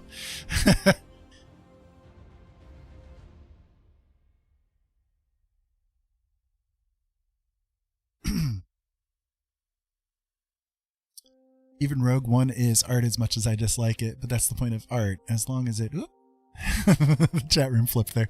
As long as it starts a conversation, it has enough influence on people's minds. Yes, exactly. I have sand from Normandy. Oh, wow. Having that bit of history is also super important, but the Berlin Wall, oof, I couldn't imagine being there on that ground. It would be so heavy for me. I'm a huge history buff. I am too. I'm big about history, and it's like there's so much of history that is lost. There's so much of history that is like mistold, and we don't like have the full story anywhere around, and it's like it depresses me in some kind of ways. You know what I mean? That we don't have like the full story of things because so much of it has been hidden purposely, because when people know history, they, again, history repeats itself, right? If you don't pay attention to what history has done, it's going to repeat itself,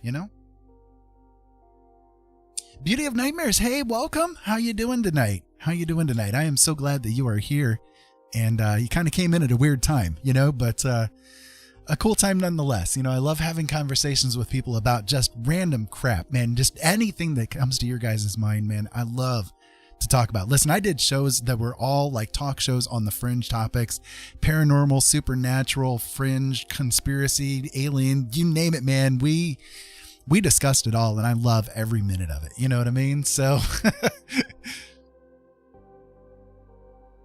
why do you think No Country for Old Men was so eerie? They didn't have a soundtrack. It totally took us out of the comfort zone because we are surrounded by music all the time, and having it totally out of the movie made the discomfort way more apparent. Right, exactly. It was intentionally eerie.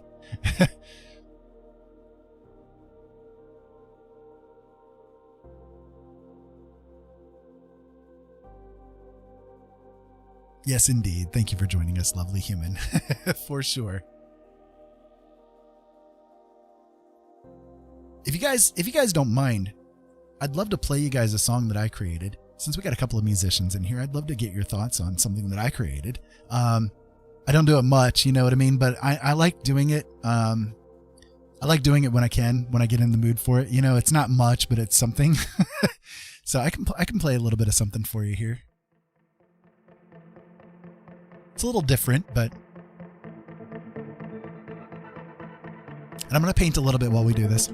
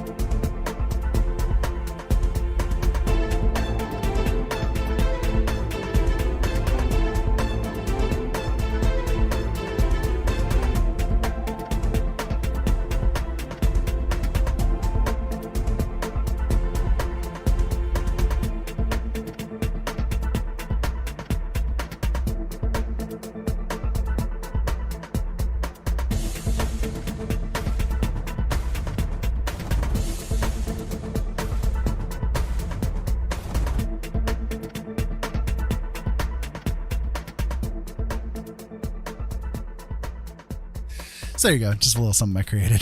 I'm glad you guys enjoyed it. That one was a fun one to make. I like doing that one.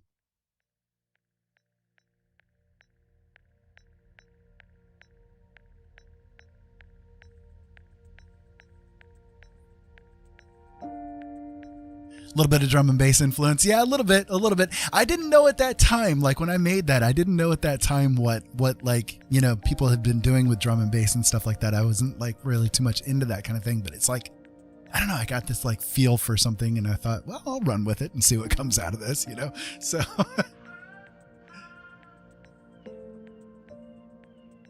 it's fun though. Indeed. You came close, Surf. One day Surf was like passing through our area and he was going to come visit us, but he ended up not being able to, so.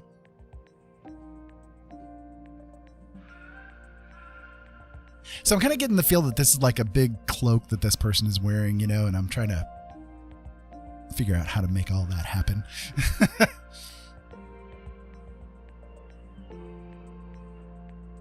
Yeah, that'd be cool, Napkin.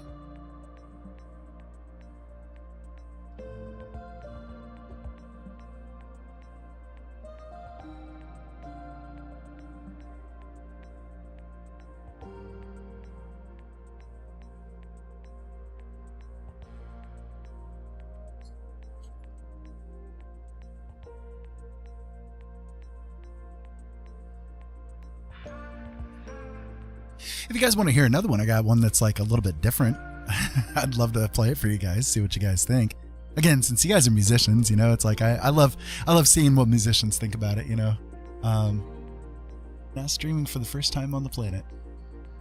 Yep, that's awesome, man. I am really glad when people decide that they want to start streaming and stuff. You know, make your lives out there, man. There's nothing wrong with doing it. You know, give everybody like a glimpse into life. You know what I mean?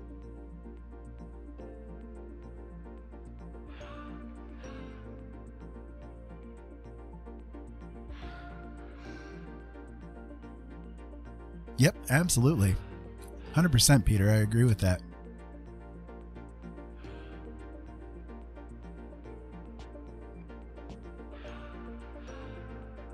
All right, I got something a bit different for you here. Let's see what you guys think about this one here. This is another one of mine.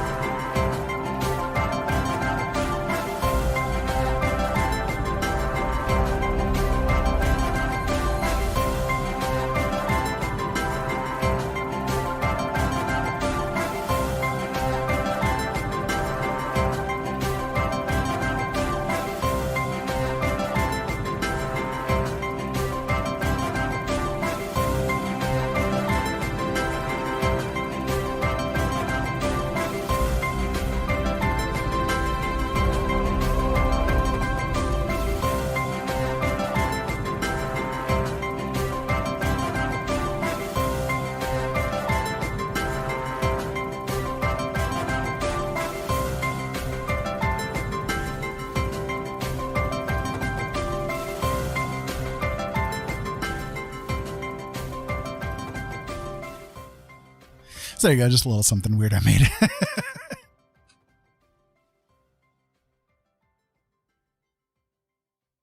Drug commercial, maybe. Yeah.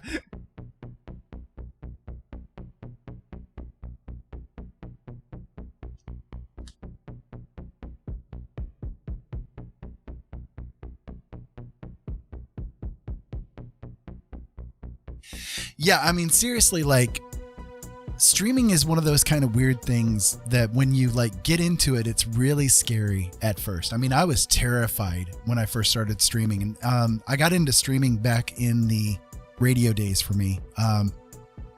For a little bit of background, like I started doing a podcast at one point in time just because I wanted to, you know, kind of gab and share what I knew and all that kind of stuff. And it was fun, you know, but then I ended up getting picked up. I encountered somebody that I had been listening to for a while, and I ended up getting picked up by him to kind of be an opening act for him. So I went from doing just a podcast to broadcasting live to a crap ton of people. And that was a really scary process for me, to say the least. Like going from, oh, I'm just a podcast and I'm having like, you know, maybe 150 people listen to it or something like that, to suddenly plopping down and I've got like, you know, 50,000 and 70,000 people listening to me. Oh God, you know, that was really, that was really terrifying to me. But, I was determined, you know, I was going to try to do it, you know, just to try to do it. But it's like, I went through the, like, I don't have any background. Like I went to high school, you know, graduated high school and stuff, but I don't have like any college background or anything like that. So everything from high school that I know and do has all been self-taught, and most of it, you know, very painstakingly, because of the way that my eyes work. It's very difficult for me to read, you know, and that kind of thing anymore. So like, you know, trying to do everything that I needed to do to get everything functional was fun. I had to basically become a sound engineer by nothing more than Google and YouTube tutorials. You know, I mean, that's kind of what it came down to. But I got there, you know, and then I ended up actually running the station, and we were there 24/7, you know, talk radio 24/7. And it was like, there were many times where we'd be broadcasting to like 9 million people. You know, it's like, it's a little intimidating when you're broadcasting to that many people. So it's like doing this kind of stuff, for me is just, yeah, you know, very, very comforting, you know, having this lower amount of people and stuff, you know, cause it's like, I come from that background where I was broadcasting to a metric crap ton of people, which is really intimidating. So having all of this, you know, it's like, this is not for me at all intimidating, but it's like, it's a matter of like degrees, you know, you expose yourself to what you can handle in that moment in time. And as you do it more and more, you're going to get more and more comfortable with it. You know, you're going to get more comfortable in your skin and with your voice and the things that you say and talk to, and, you know, portray yourself to be, you know? So it's a lot of fun, but at the same time, I definitely understand the intimidation factor that goes with it. I really do. I really do. Okay, let me catch up on the thing here. Oh, good. I'm glad that you like that song, Peter. I am.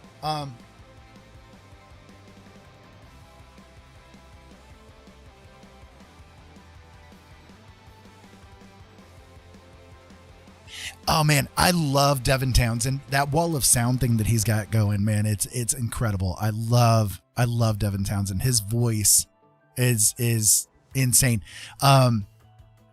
Kingdom is my favorite song from him, followed by Deadhead, and then his song, the why, you know, it's like, oh God, I love that song so much, you know, coming out with a metal Disney version of a song, you know, it's like, it's crazy. Sorry for the bad voice. I'm trying to be a little quieter, you know, but anyways, yeah, Devin is great. I love him. So I'm glad that you liked it. Definitely. Working on doing an interview stream once a month with random people I've met on Twitch or TikTok. How would you like to be a part of that and help me set things up and give me some pointers? Yeah, absolutely. I'd love to help you out with it. Yeah. We've had our share of trolls. Oh God. Oh God. Oh God. The amount of harassment that we ended up receiving was absolutely, it was beyond just trolls, right? We had to get the FBI involved in everything. That's how bad it was. Like we were having, like, all of us got doxxed. We had people like showing up at houses. Somebody sent pictures of the kids with sperm all over them, saying that they were going to be coming for the kids for real next. I mean, it was insane, and that's what ended up finally, like, making me walk away from it, was just, this level of extremity of the harassment got to be too much. I was too stressed out, and I was like, no, I can't do this anymore. My wife finally put her foot down. She's like, you either quit or I'm hiding all of your equipment and you're blind. You're never going to find it again. And she wasn't wrong, So, yeah. Devin Townsend is a god. I saw him a couple of years ago here on an acoustic show. He actually learned how to make those soundscapes because of Enya. He is wild. He's also he's a synesthete. He sees sound instead of, like, along with hearing it and stuff too. I mean, that I've always thought that was really cool. And I like how he claims that he learned to sing because he couldn't find anybody that would be able to sing in the way that he wanted them to sing when he was starting a band up and stuff. So his background is really cool. Like he wasn't the nicest of guys for a lot of years, you know what I mean? But he's done a lot over the years since he got cleaned up and sober and stuff to really, like, change his attitudes and the way that he does things and stuff. It's good. It's good to see. He's done a lot of growth over the years, and I think that he's much better for it. I do.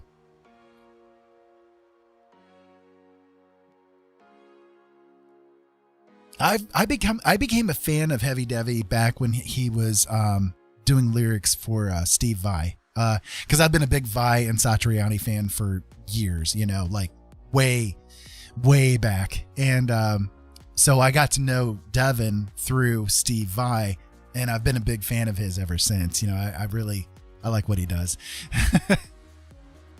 And the fact that he's, again, like, the fact that he's mostly self-taught with everything, to me is really cool. Like, I love seeing people that are able to, like, do things, because again, I've had to do that too. I've had to try to pick out, like, how to do things based on how do I like function with my disabilities? How do I function trying to still do what I see other people doing? What do I need to do to warp my mindset or my thought process or my skill level to be able to, accomplish what I'm seeing other people do too? It's not easy. Don't get me wrong. It's not easy, but it's something that, like, I don't want to just sit and stew in misery, and, unfortunately, for a period of time, I did that, when I first, cause what I have is it's a genetic defect. And the way that this particular defect works is, like, you'll have normal vision up until you get to about your later teen years. And then at that point, it will start to degrade, and it'll degrade continuously until you hit about 21, 22. And that the progression will stop right at around that point in time. And then when you hit your late 20s to early 30s, it will progress again at a slower pace until you get to the point where you're at end stage. For me, I was a little bit different with mine. Like, I was kind of like just diagnosed with a lazy eye when I was a kid, and then told that I had nearsightedness with astigmatism for years. It wasn't until I was about 38, well, 37-ish, when the progression of the disease kicked in for me, and, like, went from being able to see well enough to drive and that kind of stuff to I can't do any of that anymore, within about a 6-month period of time. So like it kicked in later for me than what it usually does for people, but when it kicked in hard, and it really hit hard. So I went from being kind of like reasonably normal to, okay, I'm blind within a 6-month period of time. It was really sucky. And for a long time, I was very, I mean, my wife is in the chat. You can ask her. I was bad off. You know, I really was. But I got to the point where I decided, okay, like my options for what I have, like with this disease, there are a couple of different things that can be done. For instance, hard contacts can help, because one of the issues is that we have no structure in our eyes, like none. So like, I'll give you an example. When you blink your eyes, your corneas actually squish way downwards. And then when you open your eye again after blinking, you know, so each blink, your cornea is squishing basically flat and then popping back up again into its normal shape. For me, like, and that's pretty instantaneous. It only takes like 1/10 of a second or so for that to happen, for that, you know, boom, you're right back to normal again. It only takes about 10 seconds worth of, or 1/10 of a second worth of time for that to happen. For me, it takes almost a full second. So every time that I blink my eyes, it's like it's a full second before the vision starts to like unsquish, uncompress.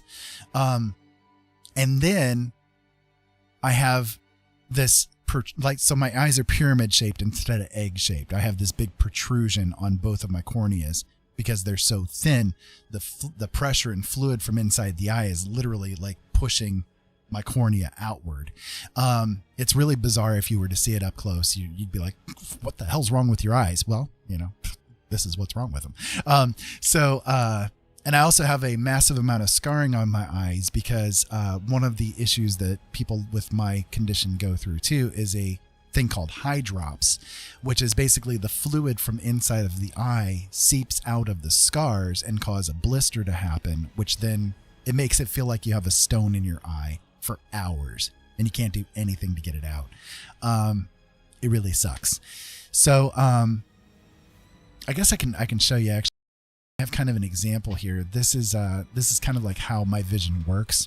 If I was to look at the moon, this is how I would see it. There are multiple versions of it all superimposed over each other, and just, you know, it's a nasty mess, you know? So that's kind of what I deal with on a daily, you know?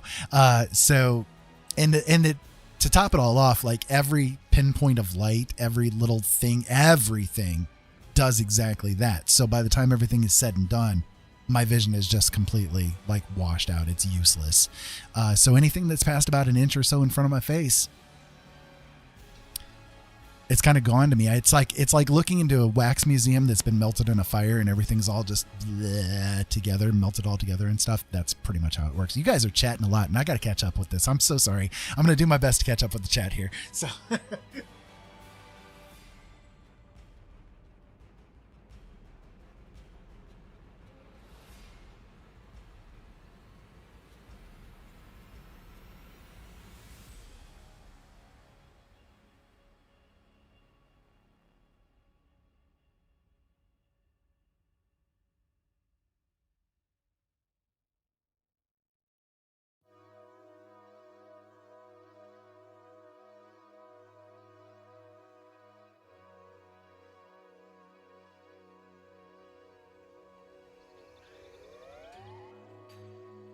oh, beauty of nightmares. I hate working for places that are like that. My God, it is so nasty. It is so, it's so draining.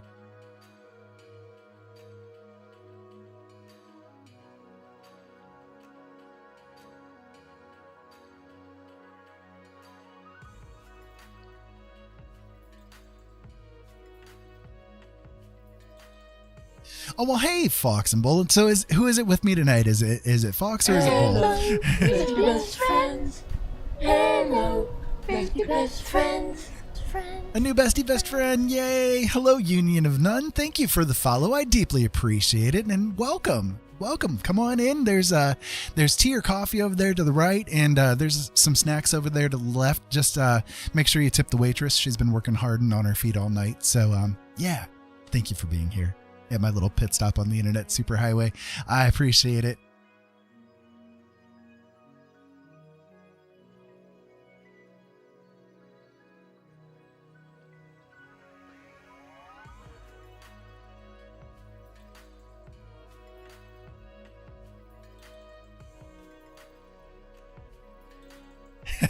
Given a lurk from the band channel. Awesome. It's both of you tonight. Okay, well, thank you for being here, fabulous couple. I love you guys. Thank you. So you're trying to get Sonia to eat a dog treat tonight, huh? Is she gonna do it? I've had them. I've eaten dog treats. They're not bad. Depending on the one that you do. I mean, some of them are pretty good, but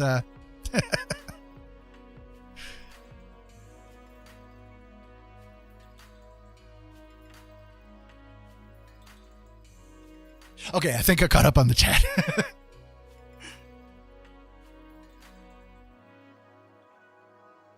Indeed. Seriously, guys, I am grateful for all of you guys being here. Seriously. You guys, okay. I might cry here. I'm trying not to, because if I do, like, it burns. Like, seriously, if I cry, it's like putting acid into my eyeballs because of the scarring that's there. It's, God, it hurts really bad. But, okay, so I'm going to do this without crying. You guys have seriously changed my life. Radically. Okay? And again, you can ask Jolene. She's been with me for years. She's seen all the different things that I've gone through. How different have I been since I've been here on Twitch, hon?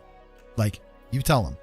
I feel like I have been, like, so much happier, like, really, like, I'm in my element here. I'm talking to people. I'm having fun. It's like, I've missed it. Those radio shows, the big thing that I wanted to do was to be with people. It's weird because I'm an introvert, right? But I'm an introvert that lives an extrovert lifestyle. Doing this on stream is like not me going out and meeting people. I'm not there face to face, right? So I'm not drained by it. I'm actually pretty jazzed by it. So, yeah. You can pop out the chat. Yeah. But that's why I have the chat from both, like, getting fed over into the screen, so that those of you guys that are in one can see what's on the other one. So you don't miss everybody.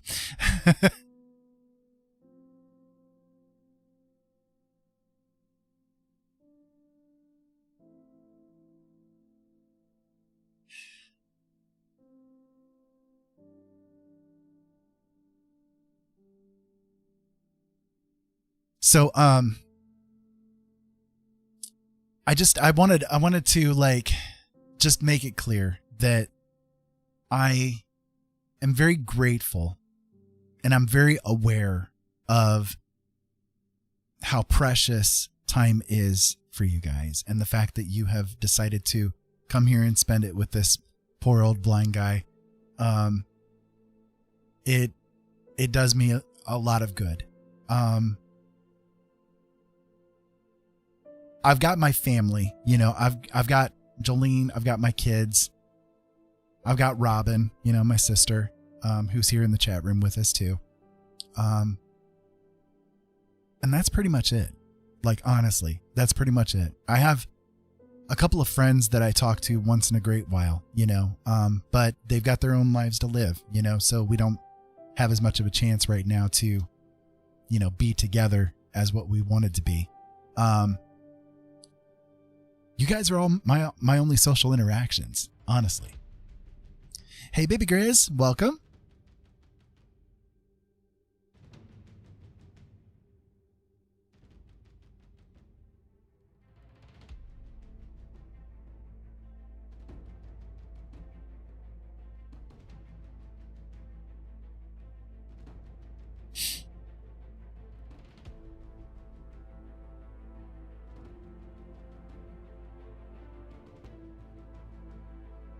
Trying to catch up with the chat here, sorry.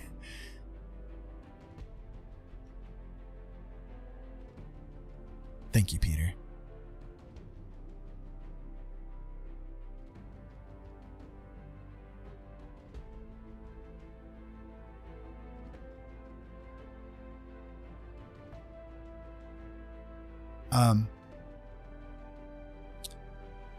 I've always wanted to make a living off of like being creative, you know. I'm gonna like I got into the radio stuff because I thought maybe it would be, you know, a way that I could bring some kind of income in and that kind of thing. And I'm an open book, you know. I'm an open book. I bite no bones about the fact that I'm here to try to make an income off of my creativity, you know, which is why I'm opening myself up now for commissions.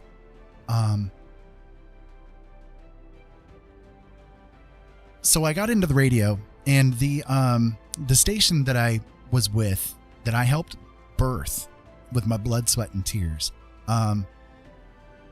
lived off of donations from people, you know, and the donations were coming in, and it was expected that the donations would be shared with me and so on and so forth, once the expenses were paid out.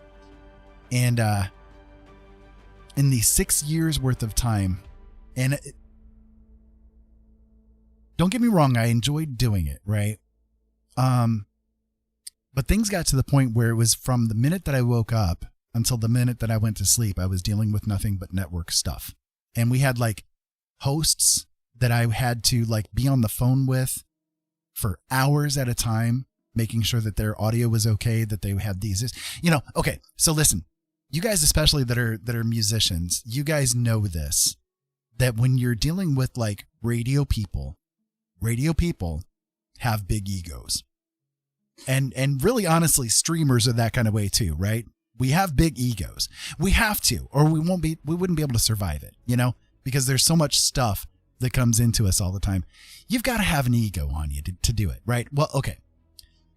Talk radio is an even bigger ego because it's all about the cult of personality there. You see what I mean? And so I was dealing with hosts that, again, have big egos, right? So I wasn't only dealing with just straight up talk radio people. I was also dealing with talk radio people that were in the fringe topics. That's the biggest egos you can get. You know what I mean? I love you. Much love to you and your family. You have a good thing going and I'm super proud of you. The donation thing finally kicked in. My goodness. It took it an hour. What the heck, computer?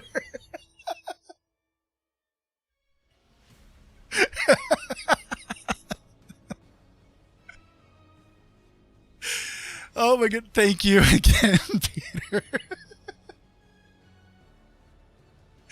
Thank you again, Peter. So okay, you know, again, like dealing with these big egos, right? It was like, again, it was practically 24/7 for me. You know, I sleep maybe 4 hours a day sometimes, most of the time, much to my wife's chagrin, by the way.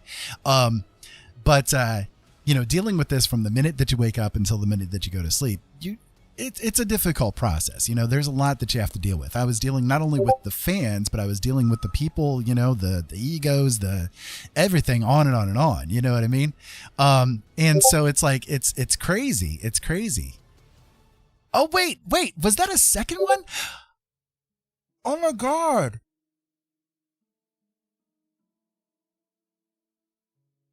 Oh my God, dude. I love you. I love you. Don't freak out, no crying and no egos. We know how hard it is. Oh my God. Oh my God. Thank you. Thank you. Thank you. Oh man.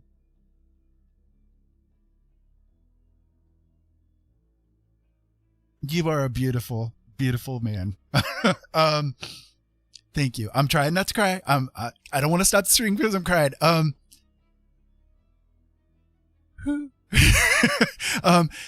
Seriously, from the bottom of my heart, the bottom of my soul, I cannot express my gratitude enough. Thank you.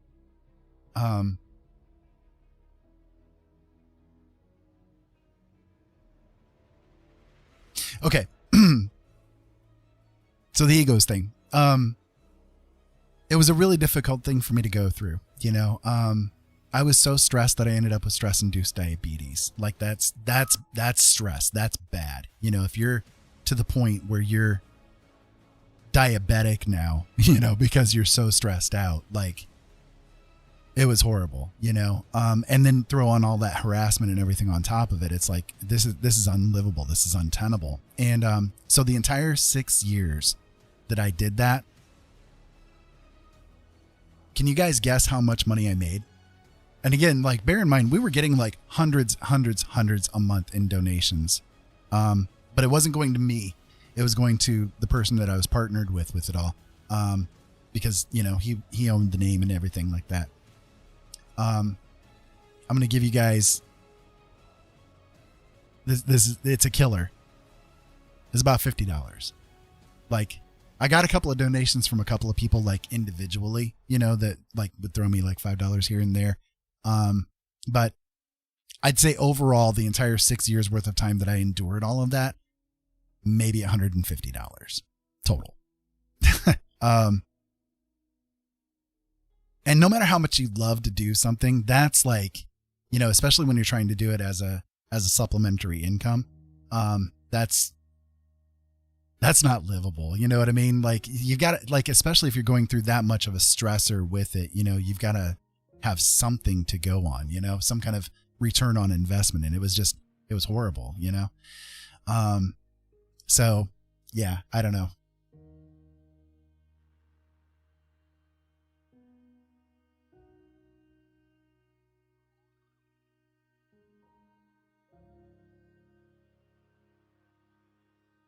Thank you, Peter.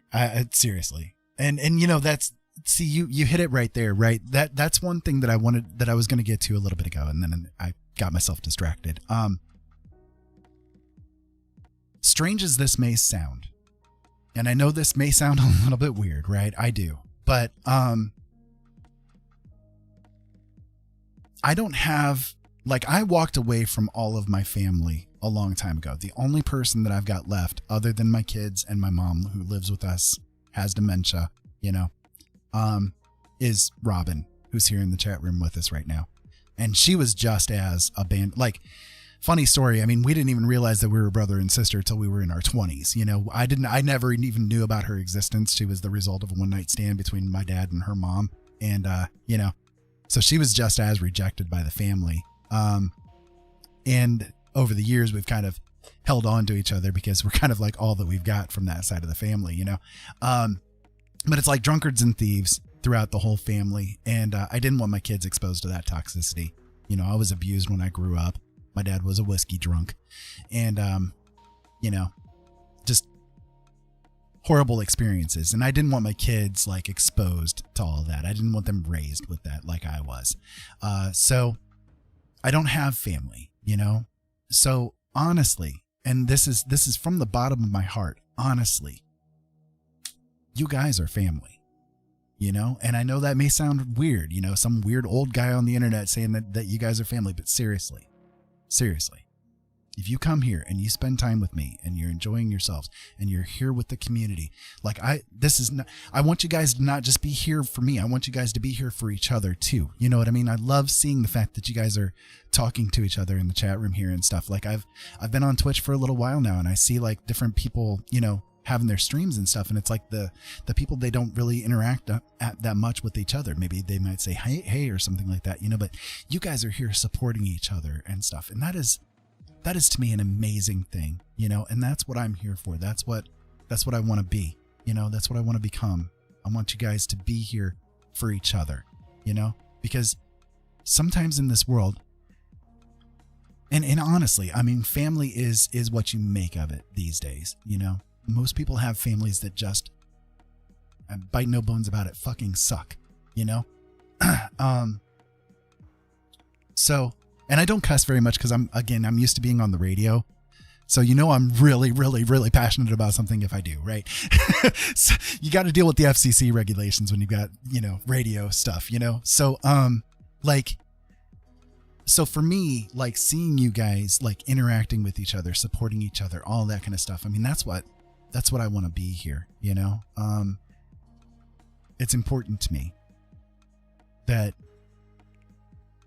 you guys, when you come here, you really do, you feel nothing but love, you know? That's why I give my little dad moments, you know, no matter who you are, no matter what you're going through, you're worthy of being loved. And don't ever ever let anybody teach you any different. You know, only you can take your power away. Don't let anybody teach you that you're not worthy of being loved. And if nobody has ever told you it before, I love you. Okay. And again, old guy on the internet, sounds weird, but I do. All right. So let me catch up with the chat again. Okay. Beauty of Nightmares. Thank you for being here with me. And I do hope to see you again soon. Be very safe. And I hope that you do have a much better night. Now that you're escaping where you're at, I hope that it becomes a much better night for you. But thank you for being here.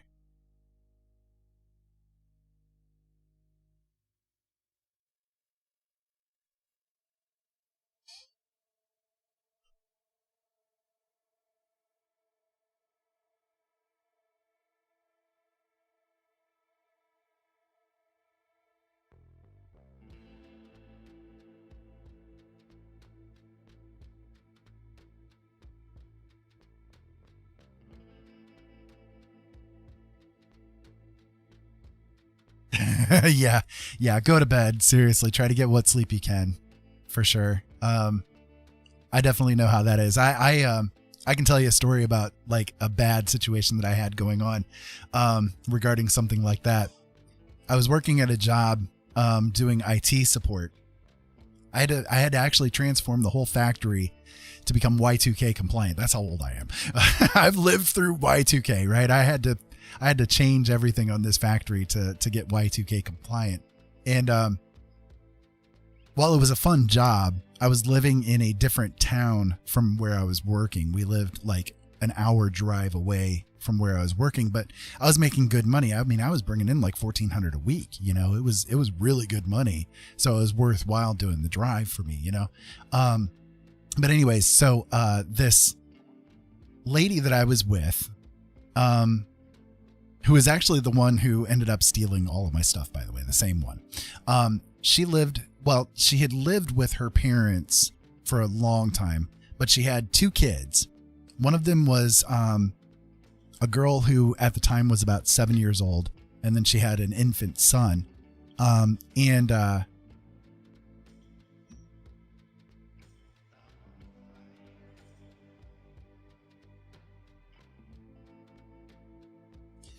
Oh, Grizz, I am so sorry to hear that, man. That is serious. I have been through it. Not through the screaming sister, but I have been through stuff with sleep. That's part of the reason why I only sleep a few hours a day. One of my exes, I'm one of those people that once I'm awake, I can't go back to sleep. You know, no matter how long I slept, it takes me like another 12 to 16 hours before I fall back asleep again. And so like she would wake me up. Because again, I'm up all night. I used to be a third shifter. So she would wake me up. Or I'm sorry, I would wake her up in the morning so that she could take care of our kids while I went to sleep. And an hour after I went to sleep, or 2 hours, maybe even 3 if I was lucky, she would wake me up and tell me, I'm tired and I need to go back to bed. You need to get up and take care of the kids. And I'm like, okay. And she did that for like 6 months worth of time.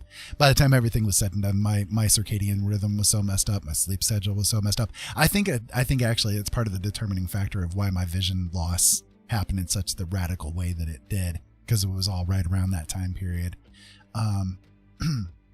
But anyway, so I was living with this girl who had these 2 kids, and every day before going to work, I would have to drop her off at her parents' house with the kids, and she would spend the day with them. So I'd get up at 4 o'clock in the morning to go get myself ready for work, drive an hour into town, which was on the other side of a pretty damn big town that we lived in, and then drop them off, then drive back into town again so that I could go to work, worked for 10 hours that day, then go back to that house. And then she would want to hang out with her parents for another 4 or 5 hours after I got off of work, you know? So we would not leave their house until like 10 o'clock at night, 11 o'clock at night. And we would then drive home, which was an hour away, right? So we'd get home. It'd be like midnight by the time I got home. Next thing I know, like I have to go back to work at 4 o'clock in the morning, you know? And the kicker part of this is that this girl, this child, oh my God, I don't know what was going on with her, but like she was so hooked on her grandparents that like the second we would go to leave their house, she would start screaming at the top of her lungs, "Grandma, I want Grandma, take me back, I want Grandma." And she would do it for 2 hours straight until finally she would pass out. Like, oh God, it was a nightmare situation, you know? And it's like, that was again the girl that I ended up breaking up with, and she stole all my items. It's like, how could I stay together with that? Like, that was just, it was an untenable situation, you know? It was just, oof, it was horrible. So yeah, I've definitely been through the ringer with all of that stuff. That's for sure. It's rough. It's rough. Get some sleep, beauty. I hope that everything goes better tomorrow. Surf, thank you for being here, man. I'm always appreciative of you being here with me. And, you know, keep safe, brother. You know, have fun. Try to have some fun. Try to have some fun. Surf's a great guy. He was actually around with the radio days. He was there from the onset of the radio days and helped out a lot with the radio station and stuff. So great guy. Great guy. Surf is a wonderful human being for sure. Love that man to death.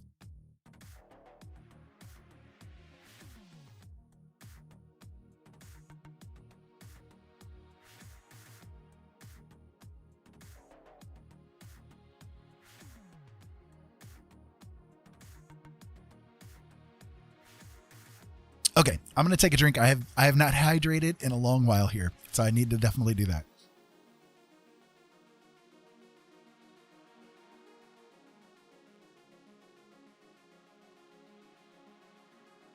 I'm going to reveal a very controversial topic. Are you ready for it? I don't like coffee. Don't come at me with pitchforks. Put the torches down. Brenda, put the torch down. That's a no. I'm not a big fan of coffee. I do like certain types of coffee, like mocha, you know. I will drink a little bit of that, you know, but by and large, I'm just not into coffee.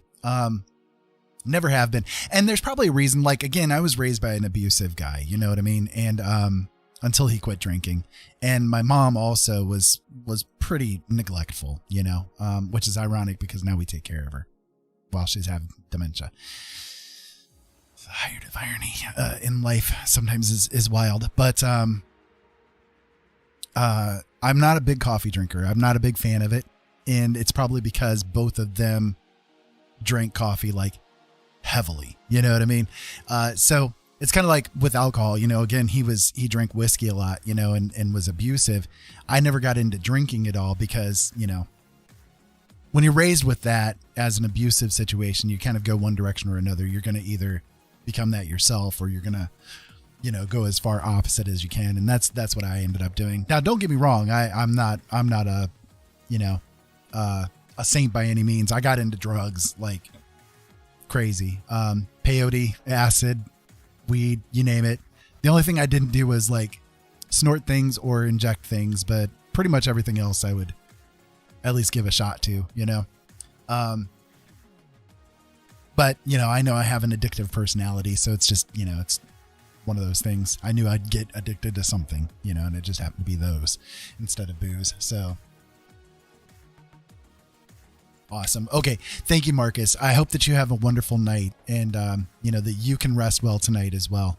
Get that backlogged stuff done so that you don't have to worry about it anymore. But thank you deeply again from the pit of everything I have that, you know, for your support, man. You're an amazing person. So, let me make sure. I know I did it a little bit ago, but let me make sure that I give another shout out to his channel here. He is super, I mean, as you guys can see, he's a great human being, right? I think I did that right. Yes. Okay, good. But But his stream is super entertaining too. You guys would get the biggest kick out of him. He is great. He's fun to watch. He's so full of life and awesomeness. Definitely go and give him a follow too. I think you guys would be very entertained by it for sure. So have a great night. Keep safe. Have fun. Much love to you.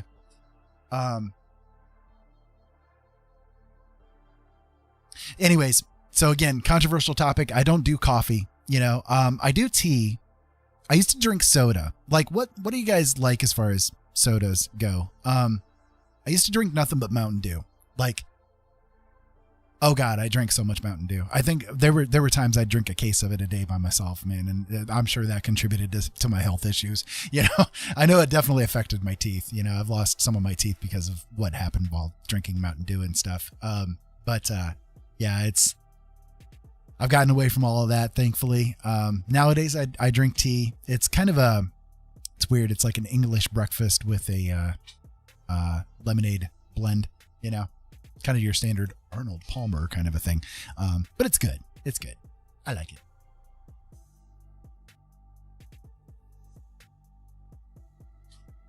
Well, listen, guys, I'll tell you what. I think I'd better go ahead and get off of here because I know Jolene's going to be wanting to get ready for bed here pretty soon. And I need to help her. But I will be back on again tomorrow. Same bat time, same bat channel, all that kind of good stuff. Probably around 8 o'clock p.m. Eastern Standard Time. I'll get myself started again. But my eyes are getting a little bit tired. My hands are getting a little bit tired. Like I said, I've had pain issues all day today. So I think I'm going to rest up a little bit and come back again strong tomorrow.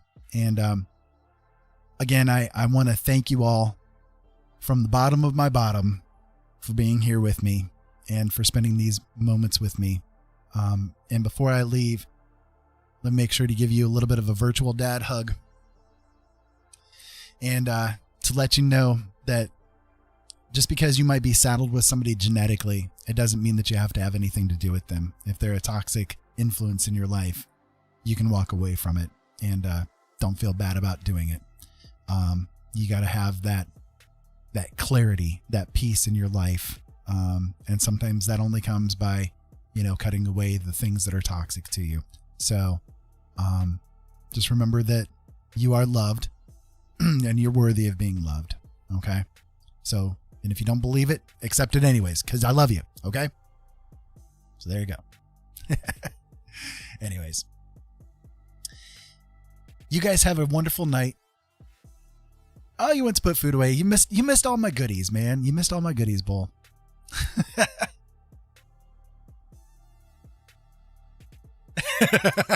Everybody, share the affection with everybody. Like I said, it's like if you've never heard it before, just hear it again.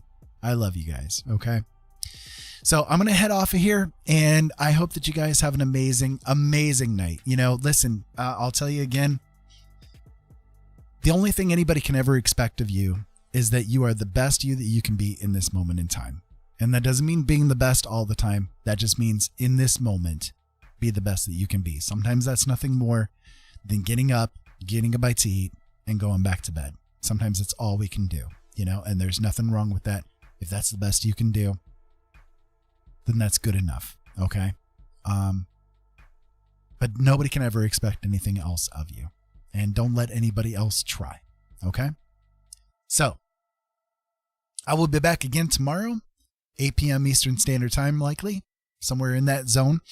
And until next time, keep safe out there. Have fun. Thank you so much as always for watching. And let's see if we can find somebody to raid. I totally free. See, I got to remember that. YouTube doesn't do that. There's no raid thing on YouTube, right? So I've got to get myself in the habit of doing it, that we find somebody to raid so that I can pass on love to everybody. So who do we have here that we can do that with? I'm just trying to see here who I've got on the list that might be on at the moment. Oh, Simply. Simply's on. Simply too. Sonia and Tom. Okay, I'm going to send you guys over there. I know she's got a lot of people that are watching right now, but listen, Sonia is amazing. Tom is amazing. You guys are going to fall in love with them. I guarantee it. The girl has the most infectious, contagious, wonderful laugh that you could ever imagine. She is great. Right now they're playing Final Fantasy 14, and they're always a lot of fun when they're doing that. So, if you guys still have a little bit of time to hang out for a little while, yes, her giggles are absolutely amazing. Then I would say make sure you guys hang around here just for a little while and enjoy the simpliness. All right. So I love you guys. I will talk to you again tomorrow. Be safe. Have fun.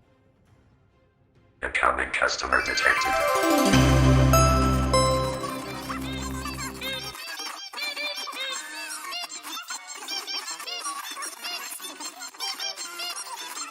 Keep your eyes open, boys. We need to have a serious talk.